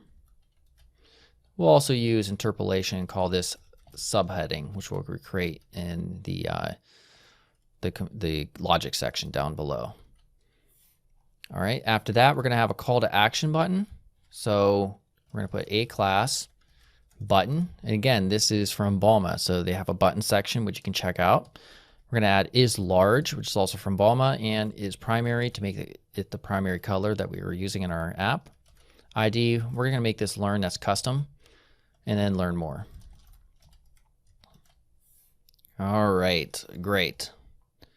So that concludes just the hero section. So if we save this, let's go ahead first before we check anything out, and let's create the 2 properties that we referenced. So after name, we're going to put in data. We're going to return an object consisting of heading, soaring to new heights, I believe is what we used, and then also a subheading. And this is just our lorem ipsum text. So I'm going to copy that and paste it from off screen. So we'll save that. And we'll go back to our app. There we go. So we have some issues here with margin and padding. We don't have our background here either. So let's go ahead and remedy that real quickly. So we put in our assets just right up here, a source assets folder. So our image, by the way, we don't need this. So we'll delete that momentarily. So you want to open up the project files that we had with the clouds.jpg, and you can just copy and paste that in where this needs to be. So I'm going to right click and reveal an explorer and drag this over here, assets. I'm going to get another one up. All right, so here's my project folder with the resources. I'm going to take clouds and just put it right there, delete logo, and we'll go back. Oh yeah, it's not going to show up because we haven't yet done the CSS for that. So let's go ahead and do that real quick. So we'll come down here. We're going to reference the hero class. The background is going to be URL. And this is coming out a folder to assets, clouds.jpg. We're also going to make the background size cover so it expands the entire size. And then that's good right there. We're also going to reference the title inside of it. I'm going to fix some issues here. So on mobile, we want the font weight to be bold. On tablet, we're going to make the font size 2.5 rems. And then on desktop, we're going to make the font size larger than it is by default. So 4 rems, and then margin top is 2 rems. We're also going to real quickly reference the H2, which is the subtitle. And we're going to change the margin there. So 1.5 rems on the top, 0 on the right, 2 rems on the bottom, and 0 on the left. And we're going to add important here to make sure this works. So we'll go back. There we go. Much, much better. So if we click on FAQ, for instance, we'll see it instantly loads our FAQ component. And there we go. All right, so in the next section, we're going to focus on the secondary content, which is this stuff just down here. And then the home component will be complete. All right, so now let's go ahead, go back, and Control B just so you have a little bit more space. And just underneath this closing section tag, we're going to add another section. So section, class equals section. Inside of here, we're going to have a div class container. Inside of here, we're going to have a div class of columns. PD is going to be padding. That's a custom class we're going to create. And then is desktop. And that is specific from Balma. Now also inside of here, we're going to have a div class of column. So this is a column inside of columns. So it is one. And this is in reference to that little cog icon that we have. So is one, by the way, is another way to structure the columns. You can either put like is 2/3 or is -1 through 12. So it's only one column. So we're just going to put is -1 and then has text centered in order to center that cog in there. All right. So inside of there, we put in our I for the actual font awesome icon. FA cog is the name, if you recall, and then is primary. All right. Then next we have another column. Just to save ourselves a little bit of time, I'll copy this. And this second column, we're going to make is -1 -3 -desktop. All right, so that's also there in the grid section of the Balma documentation. So adding a device like desktop here after the column size will make it specific only to that actual device size. All right, so inside of here, this is where we're going to put in just a P class of title. And we're going to make it bold because if you recall, this is what it looks like right here. We can just copy this stuff, paste it in. Actually, let's close out the closing P tag real quick. And inside of here, we'll paste that. And then finally, we'll copy this, one more column. And this we just simply put in column. It's one of the advantages of a flexbox based layout. We can get rid of this class here and the strong. We're going to simply paste in some of that lorem ipsum text that we have.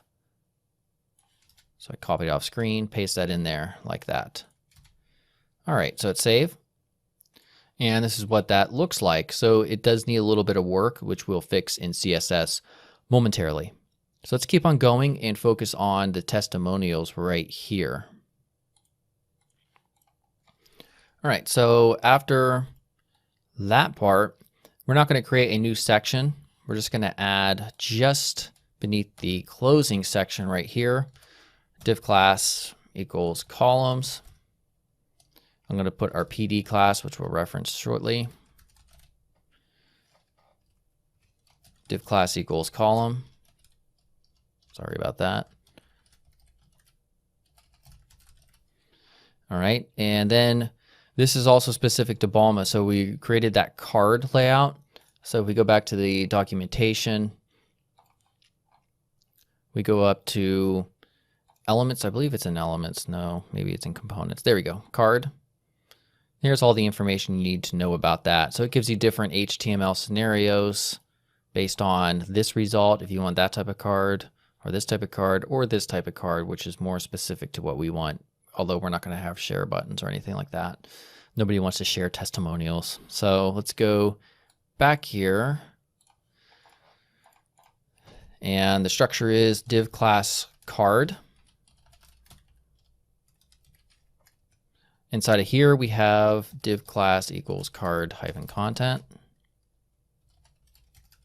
And then just our two text-based elements. So p class equals title. And I'll just close this out temporarily. And then p class equals subtitle. I'm just going to put in Gary Simon. So off screen, I'm simply going to copy and paste in some default text. Let me go back to XD actually and do that.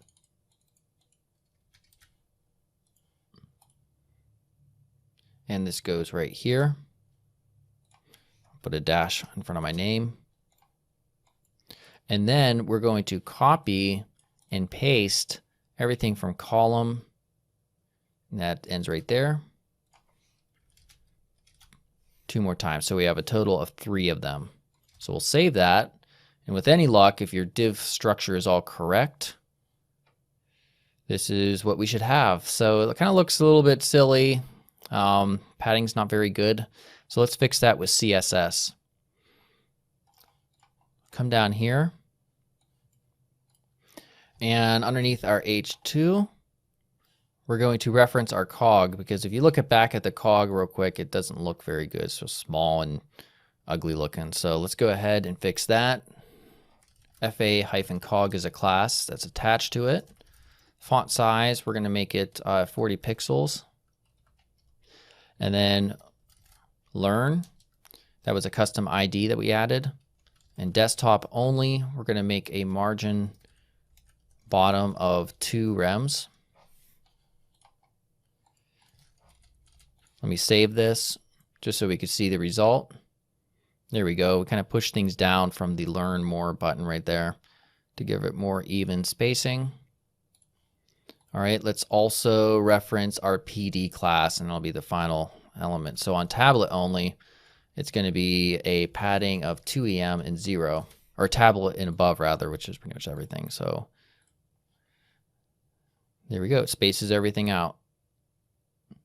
Awesome. So now let's check it and see how it looks and responds on mobile.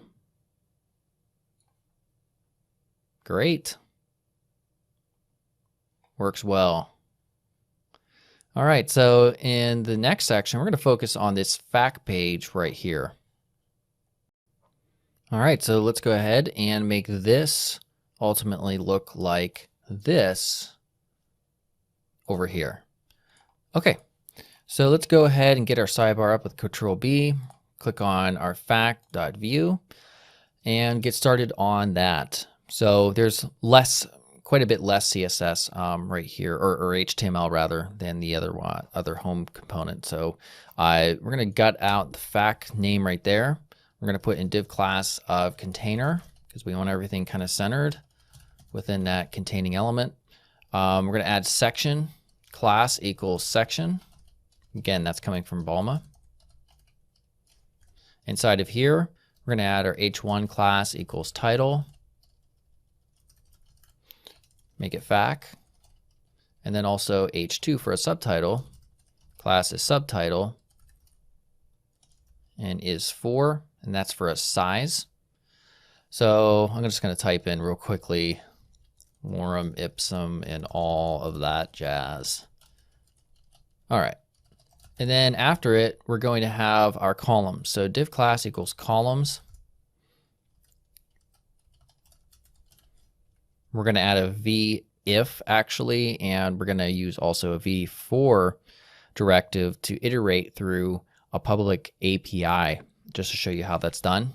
But let's get the HTML ready first. So div class equals member column. So you start off with columns and then you add a column and is 1/3, right? Because we're going to have 3 of these, which will add up to 12. Inside of here, we're going to use cards again. So div class equals card.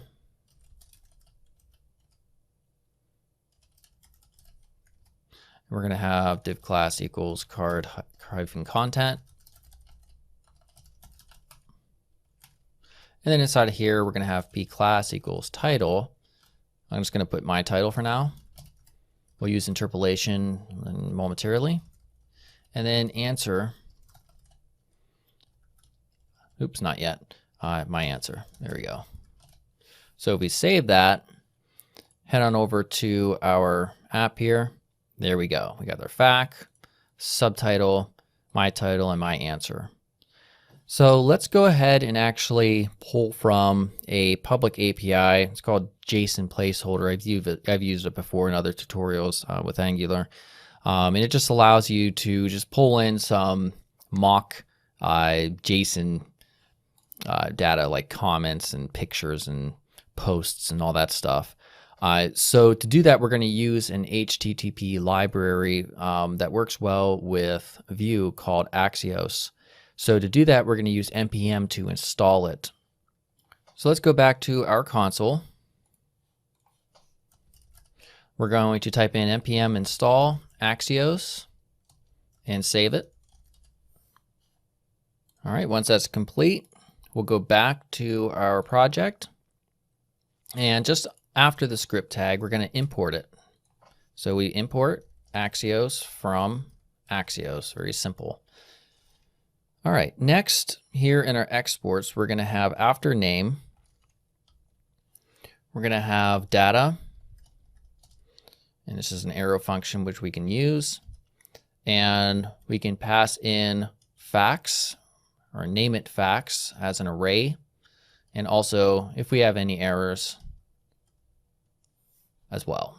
After that, we're going to put in a comma, and on the created method for a life cycle, so when this component gets created, then it's going to call upon Axios. So axios.get method, and then we pass in the URL that we want. Let me just show you the site real quickly that we're going to access this from, just for your reference. So this is the site. Here's the URL if you want to visit. And it's basically just a fake online REST API for testing and prototyping. And it gives you the resources that you can access right here. So we're going to use posts, which simply has a title and a body that we can access, which we will. So real quick, let's close that out. And I'm going to paste that in. Actually, it's HTTP, paste that in, and then posts. All right. And then we reference then, all right, the response. And we're going to make it, we're going to reference our facts. This.facts equals the response.data. It mentioned on a site it returns like 100 results. We don't want that many, so we're going to use a slice method to return just the first 10. All right. And then optionally, we can catch it here, E, and this.errors.push E. All right. So let's go ahead and save that. And up here, we have to do a little bit of work with our Vue directives. So first we say v if facts and, so we put double ampersands, facts.length. Next we put over here v-for fac of facts. Now we reference fac here through interpolation. So for the title, we'll put in double curly braces, fac.title. copy this real quick, and then also fact.body. So we'll save. And there we go. So there's an issue where based on Flexbox, there's no wrapping right now. So it's kind of just, those 10 results are just flying off to the side. So let's go ahead and fix up that with some real quick CSS. So we'll come down here and we're going to reference real quickly our PD. Oh, it's padding rather. 2.5 EM 0, 1.5 EM 0. And then also our answer. Margin top is 10 pixels. So we're just kind of pushing it away from the question. We're going to make it also gray. Not Gary Gray, Jesus. And then also finally columns will fix that issue with the wrapping. We place in flex wrap who we want it to wrap. So let's save it and go back. And there we go. Awesome, awesome, awesome. All right, so that's how you create a very simple app here using Vue.js. So hopefully that gave you enough kind of experience or to get your feet wet with a Vue.js app. And now in the next portion of this course, we're going to focus on recreating the same exact app with our fact page and pulling in from an API, both within Angular and also React. All right, everyone, Gary here. And yes, I'm very overdressed. It just came from my 4-year-old daughter's dance rehearsal. I'm actually in the dance and I'm lazy. I didn't really feel like changing, so I just want to knock this out. All right, so welcome to now the third section in this 100% free course where we're going to cover the app that we created in the mockup process using Adobe XD, and then also the app that we created in Vue.js. We're going to take that app now, and we're going to see what it takes to create that app now in Facebook's React. Now, React is a JavaScript library that's there simply for the view portion of an app. All right, so if you're just hopping in, feel free to follow along with the course at the very beginning. You can also download the project files, which are going to contain the HTML and CSS that I will be pasting in. We covered that process of typing all that out in the Vue.js portion of the course, in case you're wondering. So, all right, let's go ahead and get started. All right, guys, welcome to this new section of this 100% free course about React versus Angular versus Vue.js. Now, we just covered Vue. Now, in this section, we're going to be covering React. And for those of you who are just kind of hopping into this course from this video, we're sort of here in the middle of the course, just beginning this Vue, or the React section rather. And we just covered Vue. And what we're doing is we're taking this app, which, by the way, we covered the whole design mockup process and prototype process in the very first part of the course within Adobe XD. So you can check out the course page and just take this from the beginning if you wish. But we just finished here this basic landing page in Vue.js, and we're going to recreate this from scratch in Angular and React as well, just to do a comparison. So all it is, just a static page here pretty much. We also have a fact page, which is pulling in these fake question and answers here from an API. So we're going to be doing that with all three frameworks just to get a grip on, how things are just set up from a basic standpoint. Okay, so what we want to do is, as with in Vue, as we already covered, you can add React to an existing project, or you can start from scratch. And you can do so, which is what we're going to do, with the React command line interface called Create React App. All right, so there's not many features associated with the React CLI. Really, it's just for starting projects. Thus, you have the name Create React App. So first, we have to install it. So we're going to run npm install -g create React App. And by the way, if you're also just kind of jumping into this video somewhat as a beginner, then you do need to have npm with Node.js installed. So head on over to nodejs.org if you don't have it and download it, and then reload your console and you'll have access to npm. Okay, so after that, we're going to go ahead and access create React app in order to create an actual project, because right now we just installed globally, which is the -G flag. Now we have to access it and actually use it to create a React app. So create React app. And based on the previous naming convention from the Vue project, we'll use compare hyphen instead of Vue, we'll use React. Hit enter. All right, it just finished for me. By the way, I paused it. That's why it went so fast. And then we could see, based on the instructions at the top, we can cd into it and then run npm start, which will build out the project and launch it in the browser. And here it is at localhost. What is that? Localhost 3000. All right, so here in the next section, we're going to go ahead and start working on structuring the components and kind of getting a feel for how everything is set up and laid out here in React. Okay, so here in Visual Studio Code, you can use whatever code editor you want. Here is the project that we just created, and we're in the Compare React folder. Okay, so somewhat of a familiar setup based on Vue.js, and it's also pretty similar when it comes to an Angular project. We have our Node modules folder here because we're using Node.js for this, which all three use. We have our public folder here. We don't have to worry about anything in there, but all of our code will reside here in source. And as you can see, it's very simple. The CLI creates just 7 files here initially, and one thing that's a little bit strange to me is that there's no folder organization. For instance, we have a logo graphic just stuck in here with over here. It would have been a little bit better if they could create an assets folder off the bat, but really first world problems, right? Not a big deal. So the main files that we need to worry about and all your components, they're just declared in just typical JavaScript files. So .js right here. We'll see we also have an index.js here.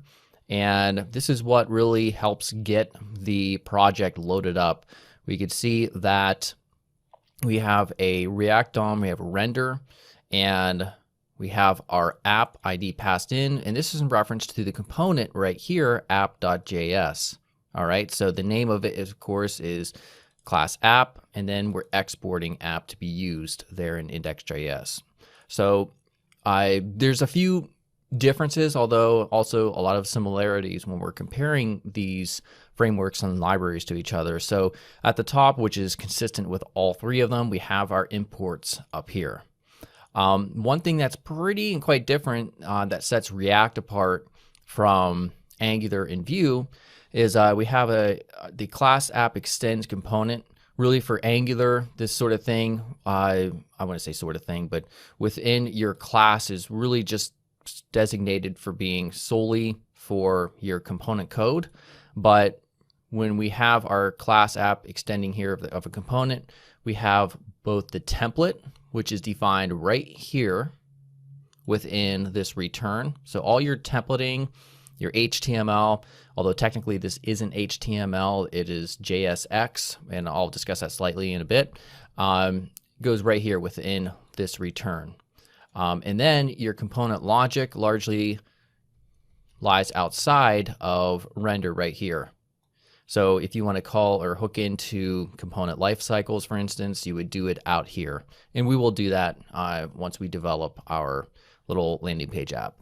All right, so also your styling, you simply import your CSS file up top. So in terms of inline styling, that's something that's not done here in React, so we simply import it at the top. Okay, so what we want to do is create, just to bring about more structure. I don't want all of my component files, being relegated into the same directory. We're going to create a folder called components.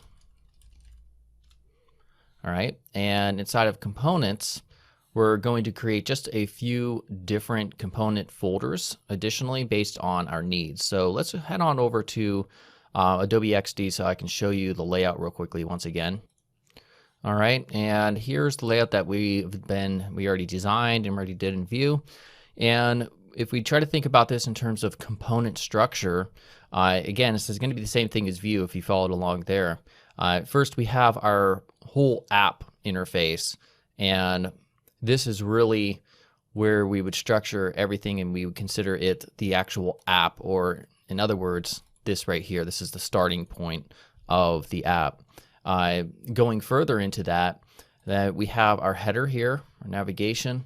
We also have a footer. Now these are two elements of our layout that we want to remain the same, and we want to remain present in all pages. So we can create components out of those. And then we have this middle section here, our content section, and this would be the content that's shown, when they're at the home page. And then this inner content here is where they would be shown when they're at, like for instance, a fact page. So there's really three different things happening here. We have a header, we have this intersection here, and then we also have a footer. So let's go ahead and create these elements consistent with that. So back when we were working within Vue, we didn't create components specifically for header and footer. We just stuck it right here in not this file, because we're working with a different, but in terms of structure, we didn't create components. Here, I'm going to show you how to create components out of those headers and footers, just for two different purposes, just to show you how to import or nest in another component, but also to show you how to create two different types of components. One is stateless, which I will explain shortly. So what we want to do is go ahead and create these files real quickly. So the first, rather folder. So the first folder we'll call header. And inside of here, we're going to create a few files. All right, so first, this header is going to be header.js. All right, let's also real quickly create another one. This will be footer. Create another one. Oops, we don't want to create it inside of there. We'll create another one for fac, and then finally one more for home. Keep on doing that, sorry about that. All right, so we have our two pages here for home and footer, or sorry, home and fac rather, and then also our header and footer. All right, so the first thing, of course, we'll focus on momentarily is the header section. All right, so what we'll do is in app.js real quickly, we're going to just change things up just slightly here within the template. So I'm going to get rid of everything between this app class tag here.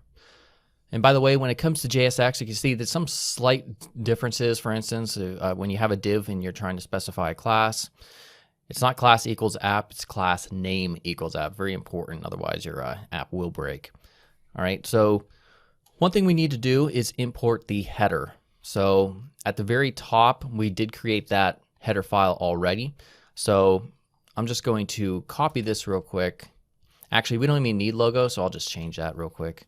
So import header from components, header and header.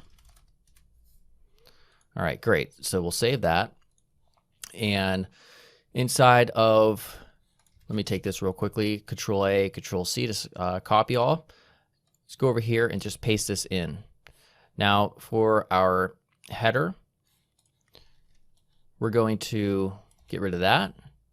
And we will also include a header CSS file a little bit later, but we're not going to worry about that for now. All right, so we need to change this here to header, and we also have to export header right here. So inside of here, all I'm going to do is just type in my header and save it. Now let's go back to our app.js, and inside of here, what we want to do is import that header component that we just created. So to do that, it's very simple. We just come in here.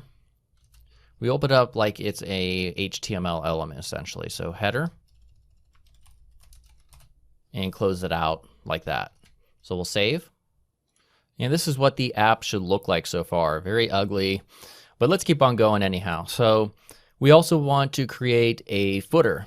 So down here, we'll create a footer. At this point, the app will break because we didn't actually create the file. So let's take this, we're going to copy that, and for our footer, let's create a new footer.js. All right, and we're going to paste that in. All right, so remember when I mentioned there's two different type of components in React. We have a stateless component.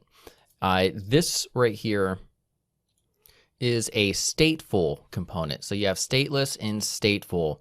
And when it comes to your stateful components, which is what we've been using right here so far, the way they're declared is we import React and component from React. Now, if we want to transform this to a stateless component, then we remove the component import, and we also change this line right here. So the way we do this is instead of class header extends component, we do const footer, the name of our component here, equals function, arrow function, just like that. And this down here also has to change as well. So what we do is close that parenthesis and then also the bracket right here. And we also do not have a render method there. All right, so now this has been transformed from a stateful to a stateless component. Now, long story short, use a stateful or a stateless component rather when it comes to components that you know aren't going to need any type of access to what's called the state or any type of really functionality. Okay, so for our footer, we know there's nothing really happening in our footer aside from just static template information. All right, so right down here, I'm going to change this to my footer. Okay, and we also have to make sure we export footer. Then we'll go back to our app.js and we're going to import footer.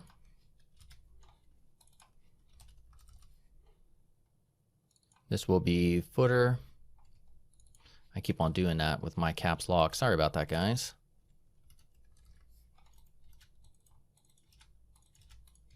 There. Now we can go back to our app and we have my header and my footer. Now a little bit later on, we're going to, inside of here, put in our routes, which will load our two components, of which being home and fac. But before we get to that, in the next section, we're going to focus on integrating our Balma CSS responsive framework. All right, so we'll get started then.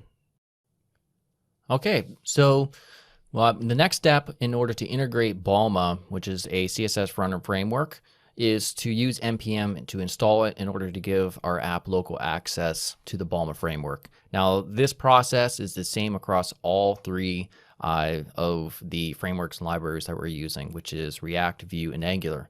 So to do that, we're going to head on over to our console, and I'm going to create just a new console window so I don't have to keep on starting or running this npm start command. And by the way, I'm using a console app called CMDER Commander. You can just Google that. And what we'll run here is, oh, by the way, let me get into the correct folder. We'll run npm install Balma and save it as a dependency in our package.json file. And by the way, if you're kind of hopping into this video without watching the previous lessons here in the course, then Balma is just a growing in popularity in terms of being a responsive front-end framework. So I'm starting to like it and use it myself. All right, so now it is saved. So now it has been created here in a folder somewhere in node modules, okay? So actually, I'm going to find that real quickly just to show you one thing real quick. Where are we at? Balma. There we go. You can see Balma comes with just, a straight up CSS extension if you want to import that, which is it's located right here, or a Sass version if you want to use Sass, the preprocessor Sass. So we're going to use Sass because we did that already in Vue. So it requires just a few extra steps to make sure that that works. So by default, when you create a React app here with your create React app command line interface, it's set up just to work with straight up CSS, as we can see. So we have to modify a couple things in our package.json file if we want this to work correctly. So I just pause to bring up here. Let me just show you at the very top. We're here at the Create React app GitHub official doc page. And basically this will just give you a few lines that you need to paste in, along with some instructions on how to, let me click on this. Where is it going? Why is it not going there? There we go. There we go, right here. In terms of what you need to do in order to get Sass compiling up and running. So as it mentions in package.json, we add the following lines to scripts. So we add these two right here. So we'll copy those. We're going to paste them. We'll get rid of the little plus signs here. And then also, if you scroll down on that same page, we'll find that we have to also remove the standard start and build and add these right here. So start and build, we'll go ahead and delete those, paste in with instead this right here. All right, so now we can go ahead and save this. All right, so now we can create an app.sass file, or SCSS if you wish. And I'm going to use Sass extension simply because Balma is set up to work with Sass, so I'll just keep things consistent. So just click on one of these files randomly, create a new one called app.sass. All right, and then inside of here, this is where we're going to actually import the Balma Sass library. All right, so the location, I'm just going to copy this in real quick, is import node modules Balma, balma.sass. And then also Balma is set up to work with Font Awesome. So we're going to import that as well. And Font Awesome is used for icons, quick access to a ton of different icons. All right, so we'll save that. And I'm going to exit out of here, hitting Control C and just hit Y, and then hit the up arrow, hit npm start. All right, so we have an issue here. And that's because we forgot one step, and we need to install. And by the way, I skipped over this when we were at the GitHub page just momentarily. You have to run npm install save as a dev dependency, npm run all. All right, so let's run npm start now.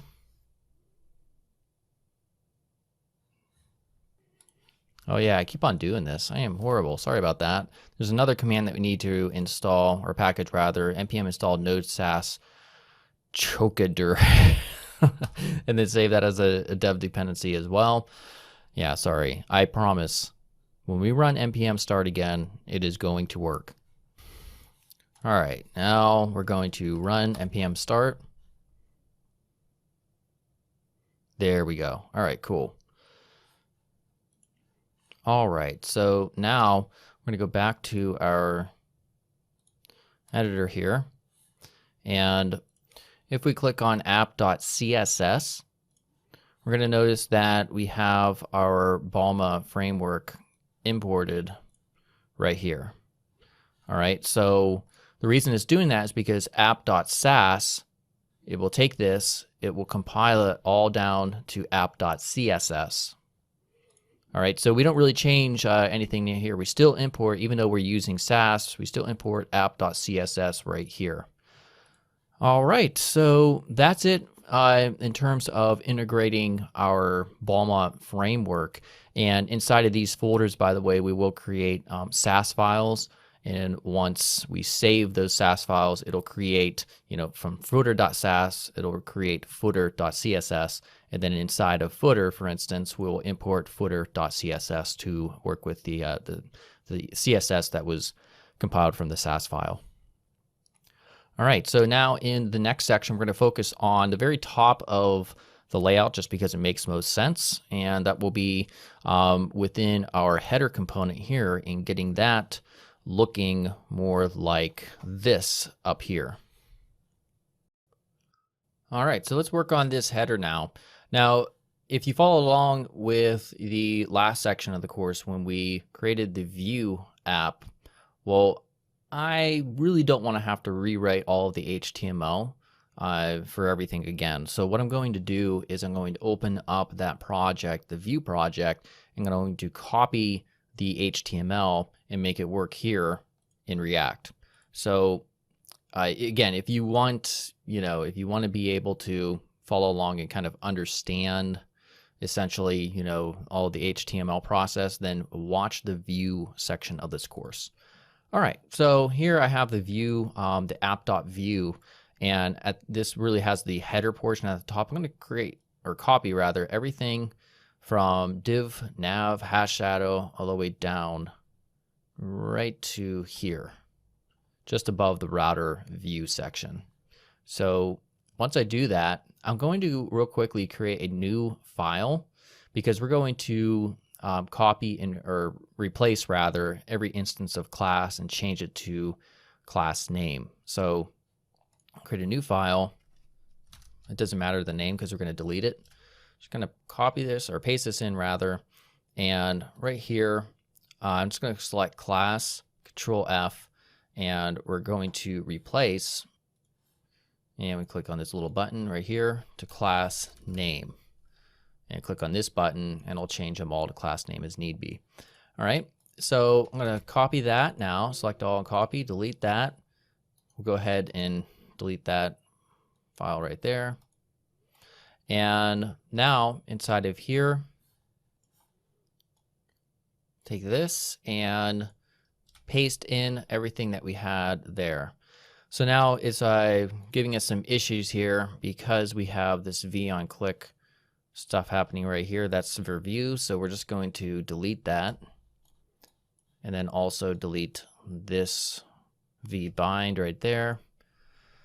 All right, cool. So of course this won't work as well because we have router link, and that's specific to Vue as well. So we're just going to delete that right there. So if you have npm start still running on your console and you save that file, this is what it should look like now. Because remember, it doesn't look like it's the actual full navigation. It doesn't have the dark background because we don't have any CSS yet working with that. All right, so what we'll do, let's get our CSS stuff working as well. So what we'll do at the top is we're going to import a file that doesn't yet exist, and that will be header.css. And then we're also create a new file in the same folder called header.sass.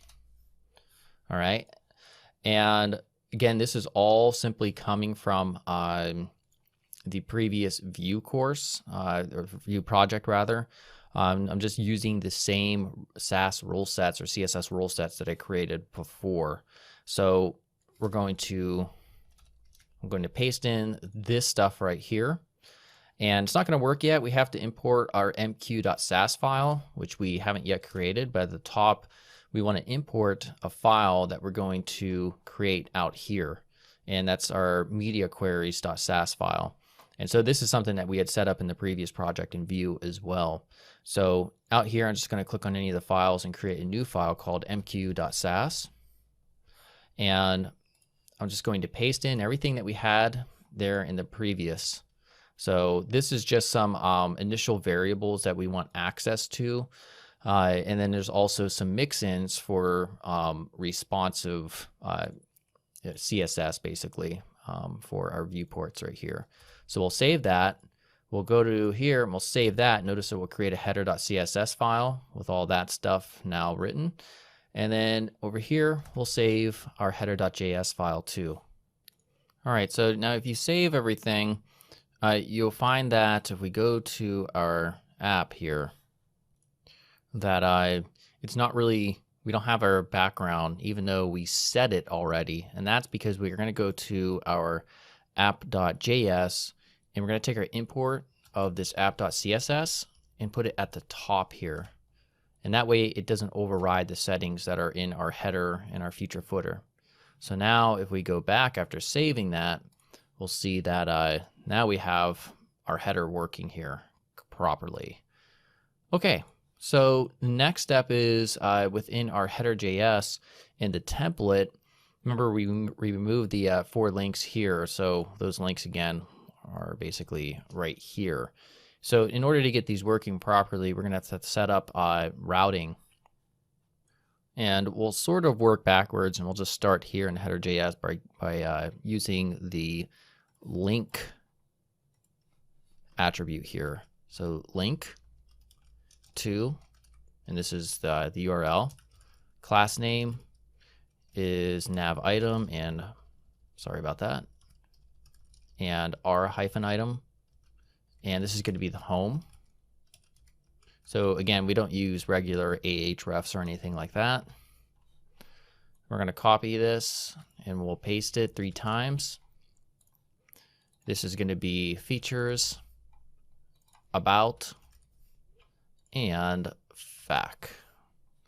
This will be simply, oops, we're going to point all 3 to fac because we're not going to bother making all these pages. Now we also have to import link at the top.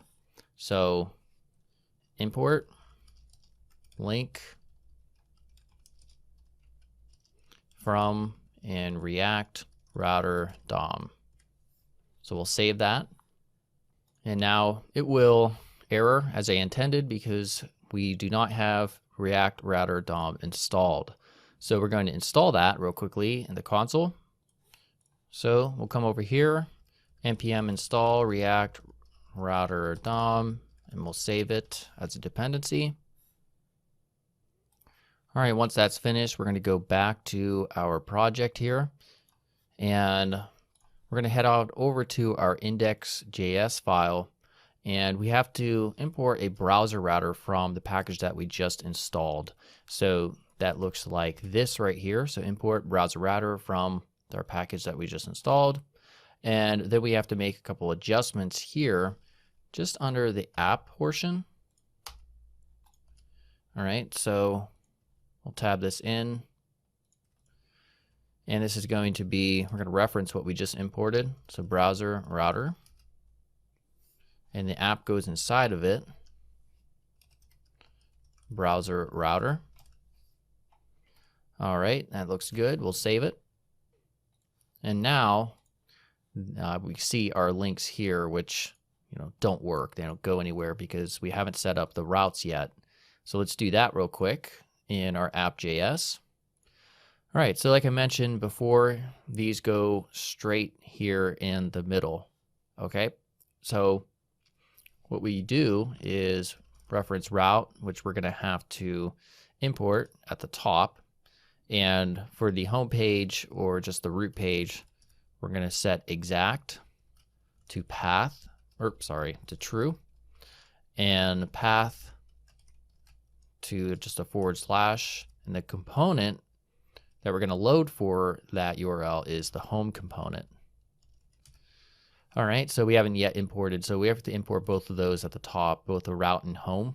So we're going to import route from the React router DOM package. And then also, real quickly, I'll just copy this footer. I'm also going to copy and just paste that twice. This is going to be fac from fac, and then also home from home, our footer right there, home. All right, so not all these files are created though. So fact, there's nothing in there, and home's nothing in there. So let me just real quickly create that. So we have our header right here. I'm just gonna, one real quick tip I'm going to show you actually is if we create a file, we'll just call this home.js. Here in Visual Studio Code, if you head on over to this section right here, and you type in React, for instance, you'll see that we have all these different, packages that we can install right here. And we have code snippets. So you can install any of these or some of these, and they'll give you access to certain just shorthand commands. So for instance, we just created a new component. If I type in RSC, this will create a stateless, for instance, React component. So remember I talked about this type of stateless component. Well, there we go. We just type in RSC and we get that. Well, if we type in RCC, we'll see we have a React component, and this is a stateful component. All right, just a quick tip there. So we'll save this here. I'll just call this here in the middle home, and we'll give this a name of home right here, and also export it. I'll take all this stuff and just copy it. We'll go to our fac page and create a new file called fac.js. And fac here, here, here, and here. All right. So now you can see in the browser, if we're at the home page, we'll see it says home now because this is all the content that's inside of our home component. Fac doesn't yet load anything because we haven't imported that into our app.js file. So just underneath this, we're going to reference route. The path is /fac, and then component equals fac. So we'll save that, we'll go back to our project, and there we go. We can now see fac corresponds with fac, and home is over here. All right, great. So now in the next section, we're going to focus on getting this footer down here working. All right, so you can see here we have just a simple footer down here. So let's work on that real quick. So let's go back to our code editor, our Visual Studio Code. And what we're going to do now is come over here to our footer.js. And remember, this is a stateless component. And let's import real quickly our /footer.css, which doesn't yet exist. Save that. Let's also go ahead and create a footer Sass file. All right, so in our Sass file, we don't have much happening. This is all we have happening, just a reference to footer and the icons. So we'll save that. We'll create our CSS file upon saving.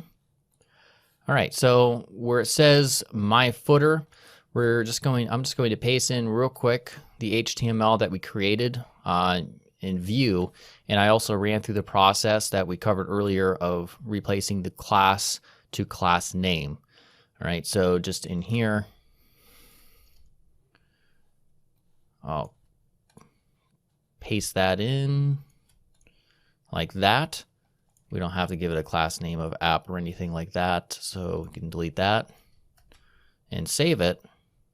And now our app looks like this. Very cool. So fac and home. All right, so another thing that doesn't work is if we drag this in, our responsive navigation, remember we got rid of all that the Vue directives to make this click stuff work and show the actual mobile menu. Let's go ahead and make that work real quickly as well.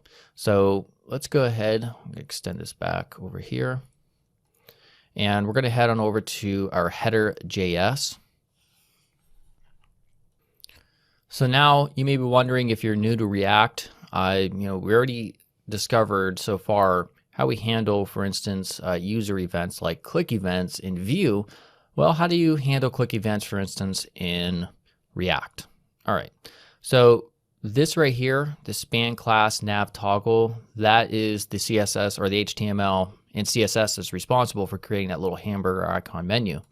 So right here, when someone clicks on it, we add on click equals, and then we use our interpolation brackets. And this time we just use a single bracket as opposed to two, which is what you do in Vue and Angular. But in React, it's simply one. And then we reference this dot handle click. And by the way, when it comes to this right here, when it comes to a stateless component, such as in our footer, which is a stateless, we don't have access to this, by the way. Just something to kind of be aware of. Also, well, before I move on to this section over here, we'll go ahead up top and we're going to create our handle click method. So just right here, we'll put in handle click. We reference this dot set state, and then the previous state, inside of here, we're going to reference is toggle on,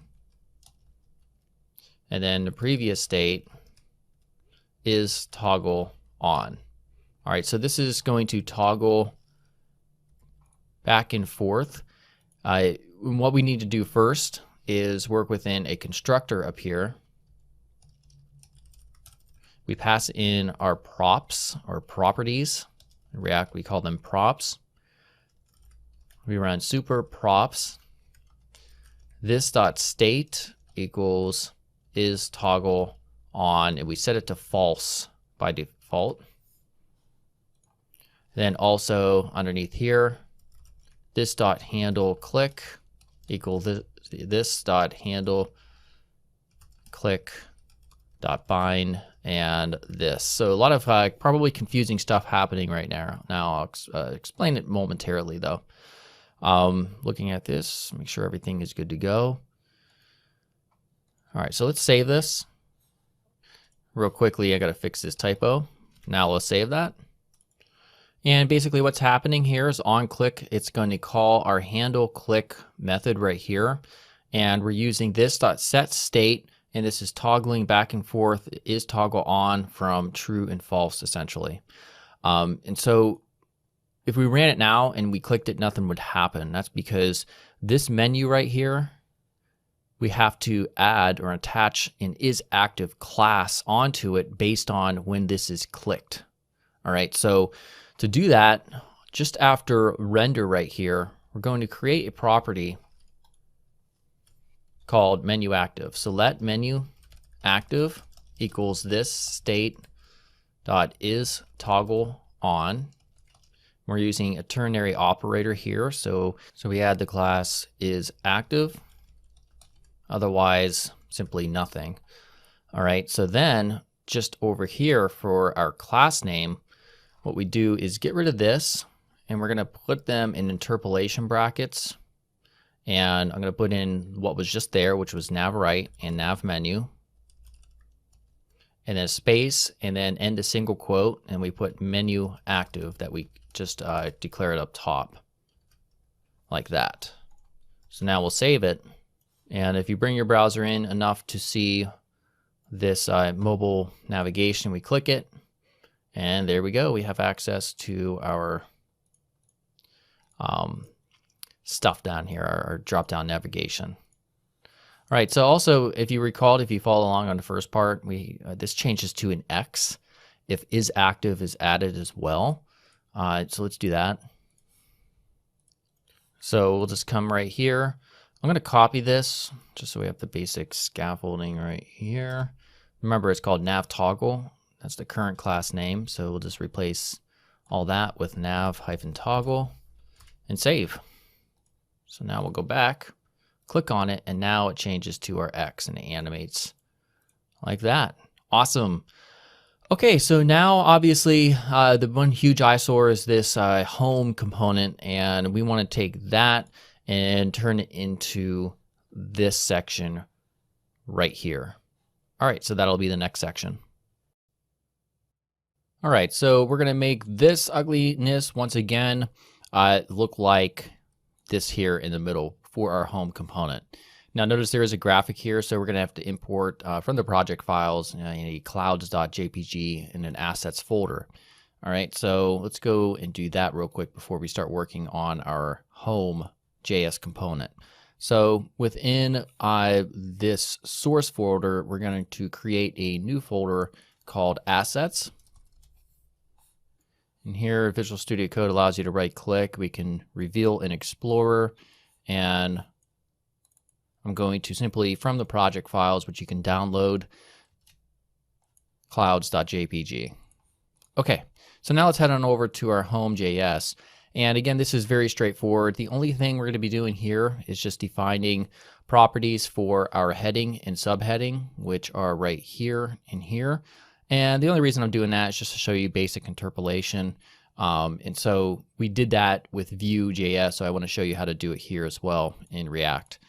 So just to define those two properties real quickly, very simple. All we're going to do is right after inside of render, we're going to put let heading equals soaring to new heights, and then also let subheading, and we just have some lorem ipsum text here.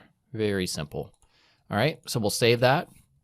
Now, I already did the HTML for this in the Vue, so that would be rather redundant for me to go through that. Again, if you want to see that whole process of how to structure these columns and the layout based on the Balma CSS framework, then just go ahead and watch the Vue section of that, because even when it comes to Angular, I'm not going to retype all that stuff. So I'm going to paste in just the hero section, which is this bit of HTML right here. All right, so for our hero section, if I go ahead and save this and we take a look at the browser, we will now see that we have soaring to new heights.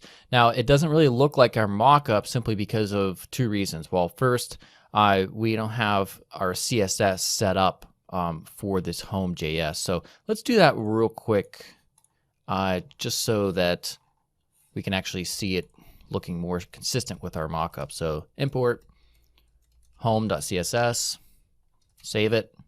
We'll create a home.css file, or Sass file rather. Let's just head on over. Actually, I have a Sass file already off screen on a separate project. So I'm just going to copy and paste that in real quickly. So again, this is all consistent with what we did with Vue.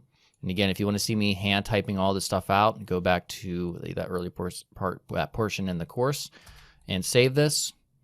And now, there we go. Now it's looking a lot better in terms of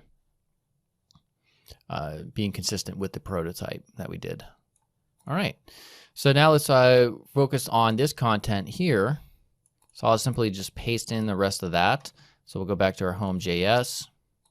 And after this section right here, I'm going to paste in that. Oops, I pasted in the wrong content. 1 second. There, just pasted it again. All right, going to save that, and we'll go back to our content, and here we go. One thing that's looking problematic is the font. It's not actually using our right font. Let me get this in our index.css, see if that helps fix the issue or not. All right, there we go, much better. All right. All right, so the final section here is going to be with our fact page and getting that working. And we're going to use the Axios HTTP client library, which we used in Vue. And I wanted to show how to use it here in React to grab from a public API just some mock fictional question and answers for a fact page. All right, I'll see you then. Okay, so let's go ahead and get that fact page up and running. So again, this looks like this.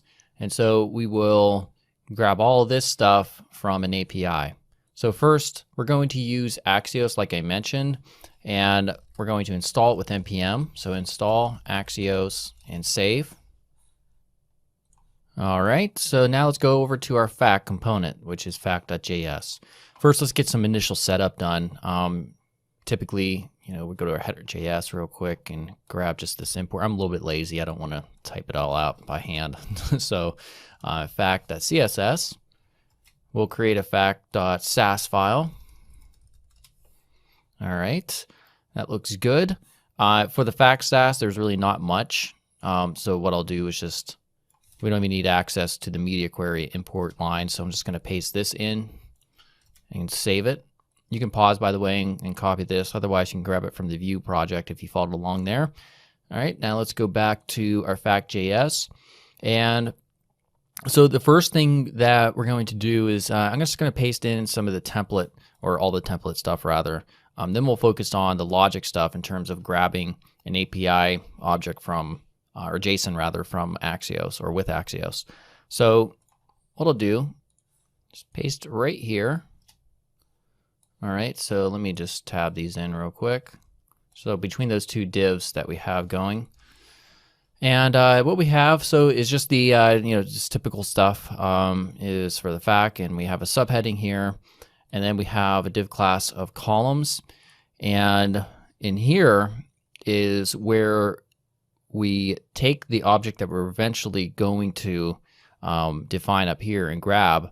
And this is how in React that you iterate through an iterable in a sense. So everything inside of here is going to be repeated based on this facts property right here, which is going to be, JSON. And so for each one of the results, it will spit out this, and we're using interpolation here for a title and a body of the answer in question. Okay. Oh, by the way, this should not be here. That was for Vue. All right, cool. So now up here, in order to make all this work, we have to define a constructor again and pass in properties or props. And then we run super props. And by the way, I didn't really describe it before, but when you use super props here, when you want to be able to access this dot props, for example, in the constructor. So after that, we define this dot state equals an object here, and we pass in a property. It's going to be a type of an array. All right. Sorry about that. Just trying to put a semicolon there at the end. And then we access a React lifecycle by component did mount. And in other words, when the component loads, then execute what is ever inside of here. So this is where we have to first import Axios from Axios, which is the package we installed. And then if you followed along for the Vue.js portion, this is almost pretty much identical. So we put axios.get, and then we pass in the URL of the API. So I'm using the JSON placeholder.typecode.com, and we're grabbing the posts right here. And by the way, you can visit this URL just to see what this site's like. It's just, allows you to create or access an API. And then we run response to a constant of facts equals res, the response, data, and then we're going to run slice 0, 10 just to get 10 results, the first 10 results. And then this set state, we pass in facts. All right, great. So let's save that. We go back to our project, and there we go. We're at our fact page. We'll click on home. All that jazz looks good. Let's go to our fact page. And there we go, the first 10 results. All right, so now you probably have enough to go on, just to ascertain the very basic and standard and core concepts and differences between React and Vue.js. So now we have one more left, which is Angular. So we're going to see, how we construct this same project and how we do these basic things like, handling user events like clicks, and also property and style binding, and then also grabbing information or data from an API. All right, so we're going to be doing all that in Angular. All right, everyone, Gary here, and yes, I'm overdressed once again because of my daughter's dance rehearsal, and I'm just lazy. I didn't feel like changing. So anyhow, welcome to the fourth and final section that's a part of this 100% free comparison course by example, where we're going to cover our app that we covered in Vue.js and React, and now we're going to be covering in Angular. All right, so Angular is owned and maintained by Google, and aside from being JavaScript based, it's not a library, it is a framework, so it's a little bit more robust. All right, so if you're just hopping in here, you can download the project files by just downloading them, and inside of the zip, you'll see that we have a ton of different files for each of the lesson videos where there's a begin and end state, and there's also the HTML and the CSS that we're going to be pasting in that's going to create the layout for this app. All right, so let's get started. All right, so let's get started here. As with the other two, as in Vue and React, you could either choose to install your Angular project as a part of an existing project, or you can start fresh, which is what we're going to do with the help of the Angular command line interface. So first, let's go ahead and install it with npm install -g for global at angular /CLI. All All right, so once it's finished, we're going to go ahead and access the CLI. And the way you do that is through simply ng. If you hit enter, it'll give you all of the options that you can do. ng-v, I believe, will give you your current version. So to start a new project, and by the way, as compared to the Vue CLI and the React CLI, Angular's command line interface has a lot of options. It's a lot more robust. So it's not just for installation. It lets you generate components, directives, pipes, and services, and all this other stuff. So we're going to start a new project by ng new, and then the name of our project. And we're going to name ours compare-angular. And we're also going to add a couple options. So you could just hit enter and it'll start your project up by default. But we're going to add two things here, two different flags. First is going to be routing. And this will set up just a routes file for us, as well as importing it into an ng module. So it just kind of saves a little bit of time for us by setting that file up. And then also we're going to specify a style and set it to, by default, I believe Angular set up, if you just didn't include this at all, to work with CSS. You could also specify SCSS or Sass. Now, because the Balma CSS framework that we're using uses Sass, I'm just going to specify Sass here. So after that, just hit enter, and I will go ahead and pause it because it does run npm install for us, so it takes a little bit longer than, say, compared to I believe Vue. You have to run npm install by default. All right, so let's go ahead and cd into it after it's been created. So compare-angular, and the way we serve it here is through ng serve. So it's going to set up a local server at localhost 4200 right here. So let's go ahead and open that up once it's done. And here we go. It looks like they just recently updated this little default landing page that the CLI generates for the project. It used to just say AppWorks over here. So they upgraded just a tad bit, but nonetheless, we're going to be removing all this stuff here in the next section. So we're going to just get started as we did with the previous two, being React and Vue, by kind of outlining how things work at a very basic fundamental level, and as well as setting up our components. All right. All right, so go ahead here. I'm using Visual Studio Code to open up the project that we just created, which is compare-angular. So sort of a similar folder structure that we had before. This is just for testing. You have to really worry about that. Node modules, because this is a Node.js based project. And then we have our source. And right here, the one file to pay attention to is index.html, which is the starting point of our app. The one thing to take note of is this app-root right here. So this right here is where the app will actually be placed in.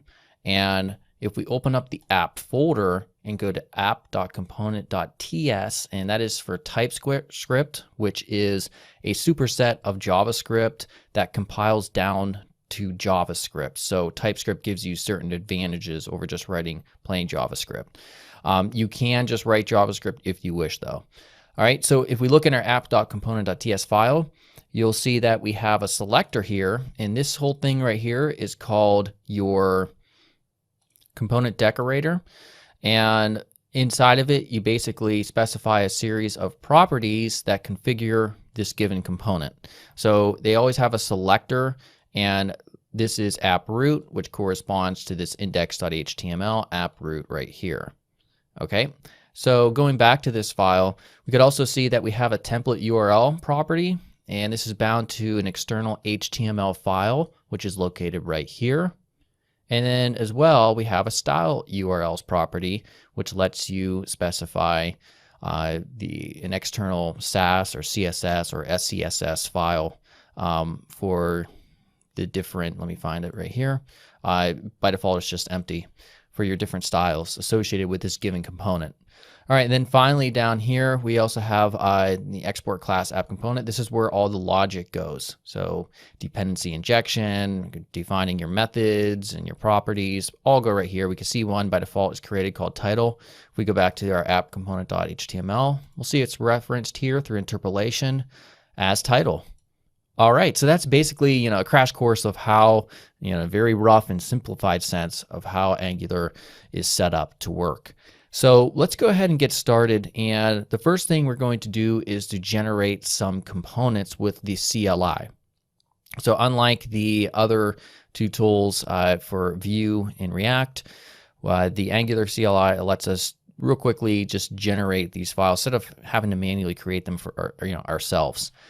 So what we'll do is go back to our console here, and I'm going to get up another console window because I'm going to leave this ng-serve ran.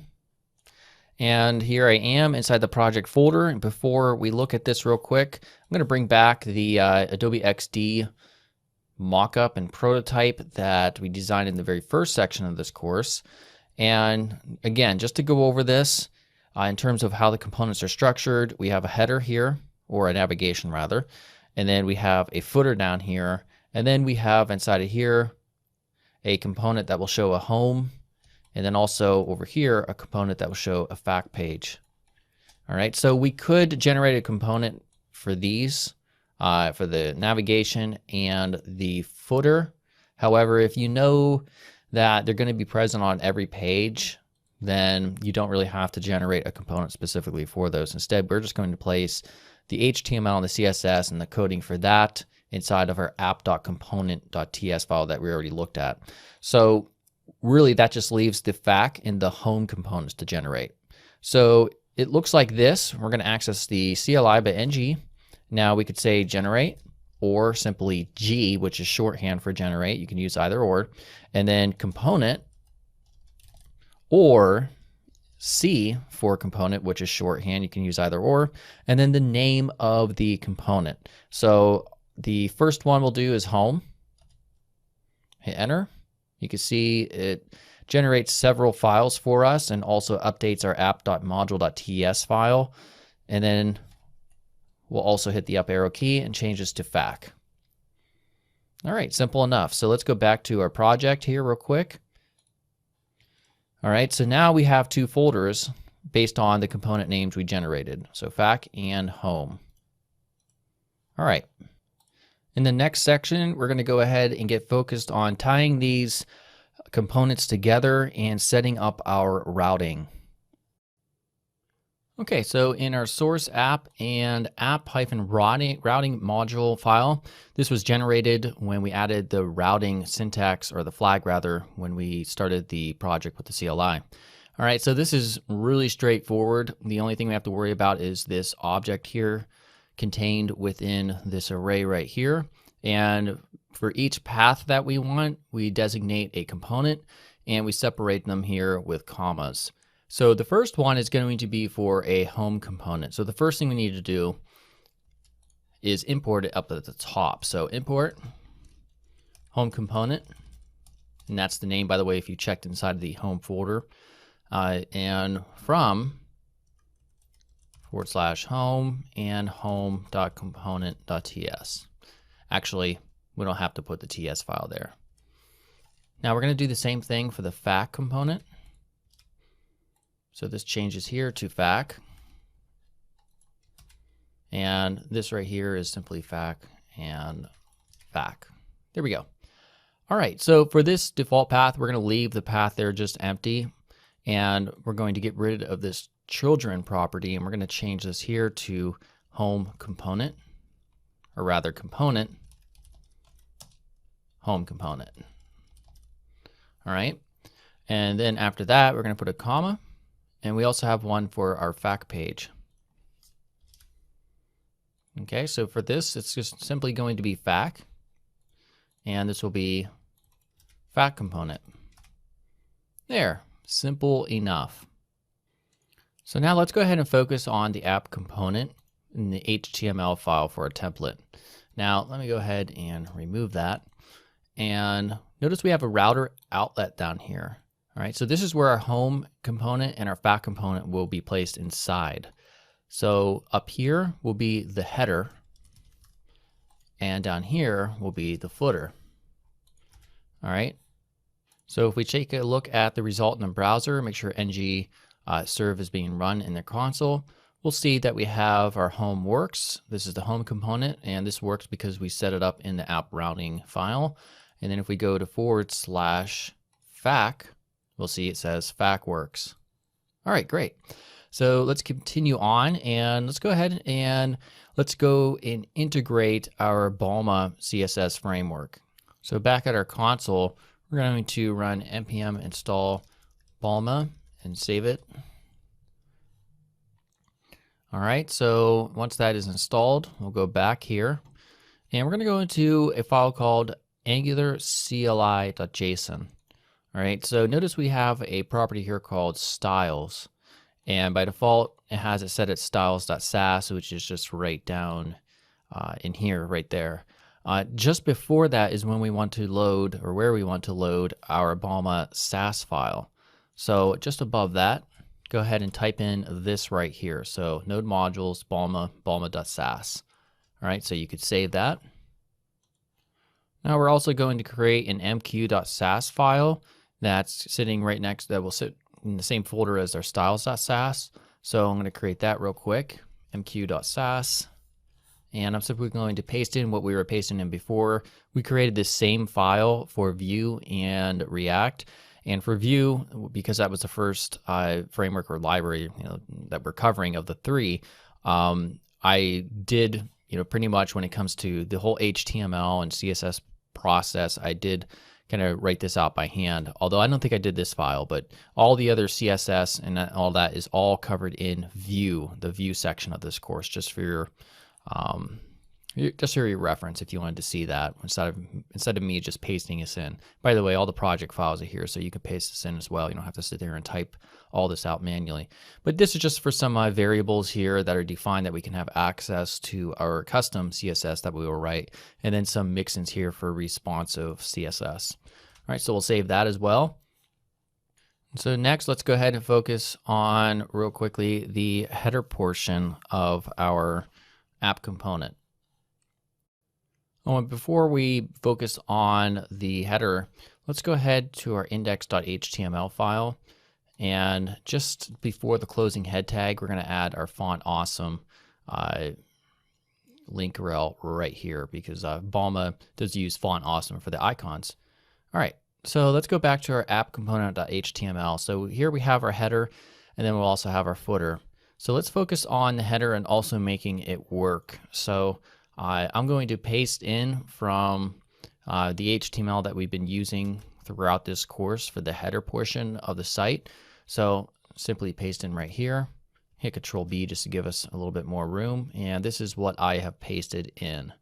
So again, you can access this all from the project files, which will have just a folder that says like just basic HTML, and you can copy this as needed and paste it. All right, so I'm gonna go ahead and save that. All right, and you may have to run ngserve or stop your ngserve if you haven't yet, and rerun it. So hit Control-C-Y to stop, and then run ngserve again. And this is what yours should look like at this point. So let's also add the CSS that we have been working with as well to customize it based on our needs. So let's go back here and bring back Control B for the sidebar, and we have our app component Sass file. So the very first thing was we're going to import our mq.sass or our media query Sass file up at the top like that. And then I'm just going to paste in the rule sets that we created back in the Vue section of the course here. So again, this is using the Sass styling, so there's no semicolons and all that stuff. All right, so we'll save that. And there we go. Cool. So now if it goes in, we'll see it doesn't work. So let's make it work by capturing a click event and also setting up class binding here in Angular. So to do that, let's go back to our component HTML, and we have our span class of nav-toggle. So we have to do event binding and set up a click event. So the way you do that in Angular here is to wrap the event that you want to capture, which is a click, in parentheses, equals, and we're going to put in toggle nav, which is the property we will define in the component class, equals not toggle nav. All right, and then we do class binding through an ng class directive, ng class, wrap that in brackets, equals, and inside of here we put an object with is-active, which is a class that has to be added, and this is based on Balma, a Balma class. So if it's added to this, then it changes this hamburger icon menu into an X so that people can close out of it on mobile versions. And we bind it to the state of toggle nav, whether it's true or false. So if it's true, it adds is active. If it's false, it won't be added. All right, so just like this is how you close that out. And then also we're going to copy ng class, this whole thing right here, and paste it onto this div class, which is responsible for showing or hiding our menu, which has these items right here. All right, so also another thing that I pasted in is this router link right here. So the router link, these two links right here, we didn't set up pages for, so I didn't add anything. But router link is how you actually set it up. You don't use href with the path name, otherwise it won't work. So you just use router link equals and then the path. So this is our home component, and then this is our fac path right here. All right, good. So let's save that. We're not done yet. We have to go back to the actual app component. So Control B sidebar, app component. And in our app component, all we have to do, let's get rid of this title, we don't need it anymore, is just create toggle nav, and we set it to false. That's it. So we'll save. We'll go back to our project, drag it in so we can see, and watch it animate, a little micro animation there with our X. And there we go. Awesome. Let's also do our footer real quick. By the way, I personally just like the coding structure. If we're comparing Angular versus React, just this right here, what it took, or the amount of coding it took just to create that click effect compared to like React, for instance. I don't know, it's just a personal preference. Definitely less coding. Okay, so let's go ahead and focus on the footer as well. So just down here is where our footer HTML is going to go. So the footer HTML, fairly simple. I'm going to copy and paste that in right here. If you want to pause and just follow along and go ahead, you can go ahead and do it and type it out by hand, or just open up the project files and paste it in as well. Again, nothing really serious is happening here. There's nothing, we're not capturing click events, or we're not passing in data anyhow. It's just static HTML. So when you do that, this is what it looks like. So we have our home works in fac works. Awesome. All right, great. So in the next section, we're going to focus on the home HTML. All right, so for our home component, the HTML that we want to create is this hero section up here, and then this section down here, which is pretty much the secondary content. All right, so let's go back here to our project, and we're going to go into our home component HTML.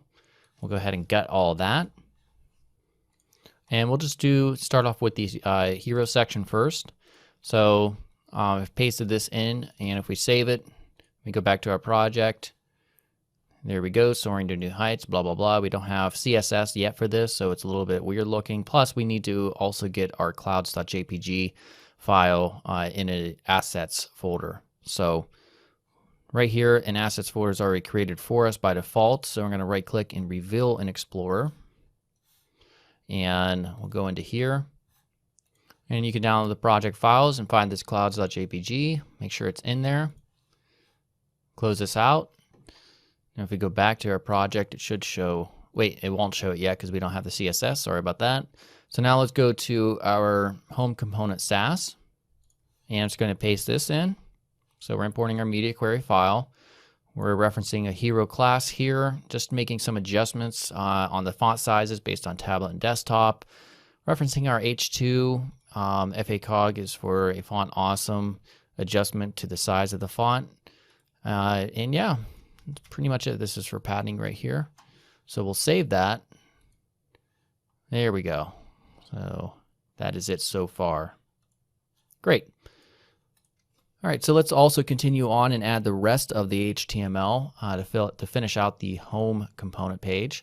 So off screen, I'm simply pasting real quickly, or copying rather. Now I'm going to paste this section of content right here. So we'll save that.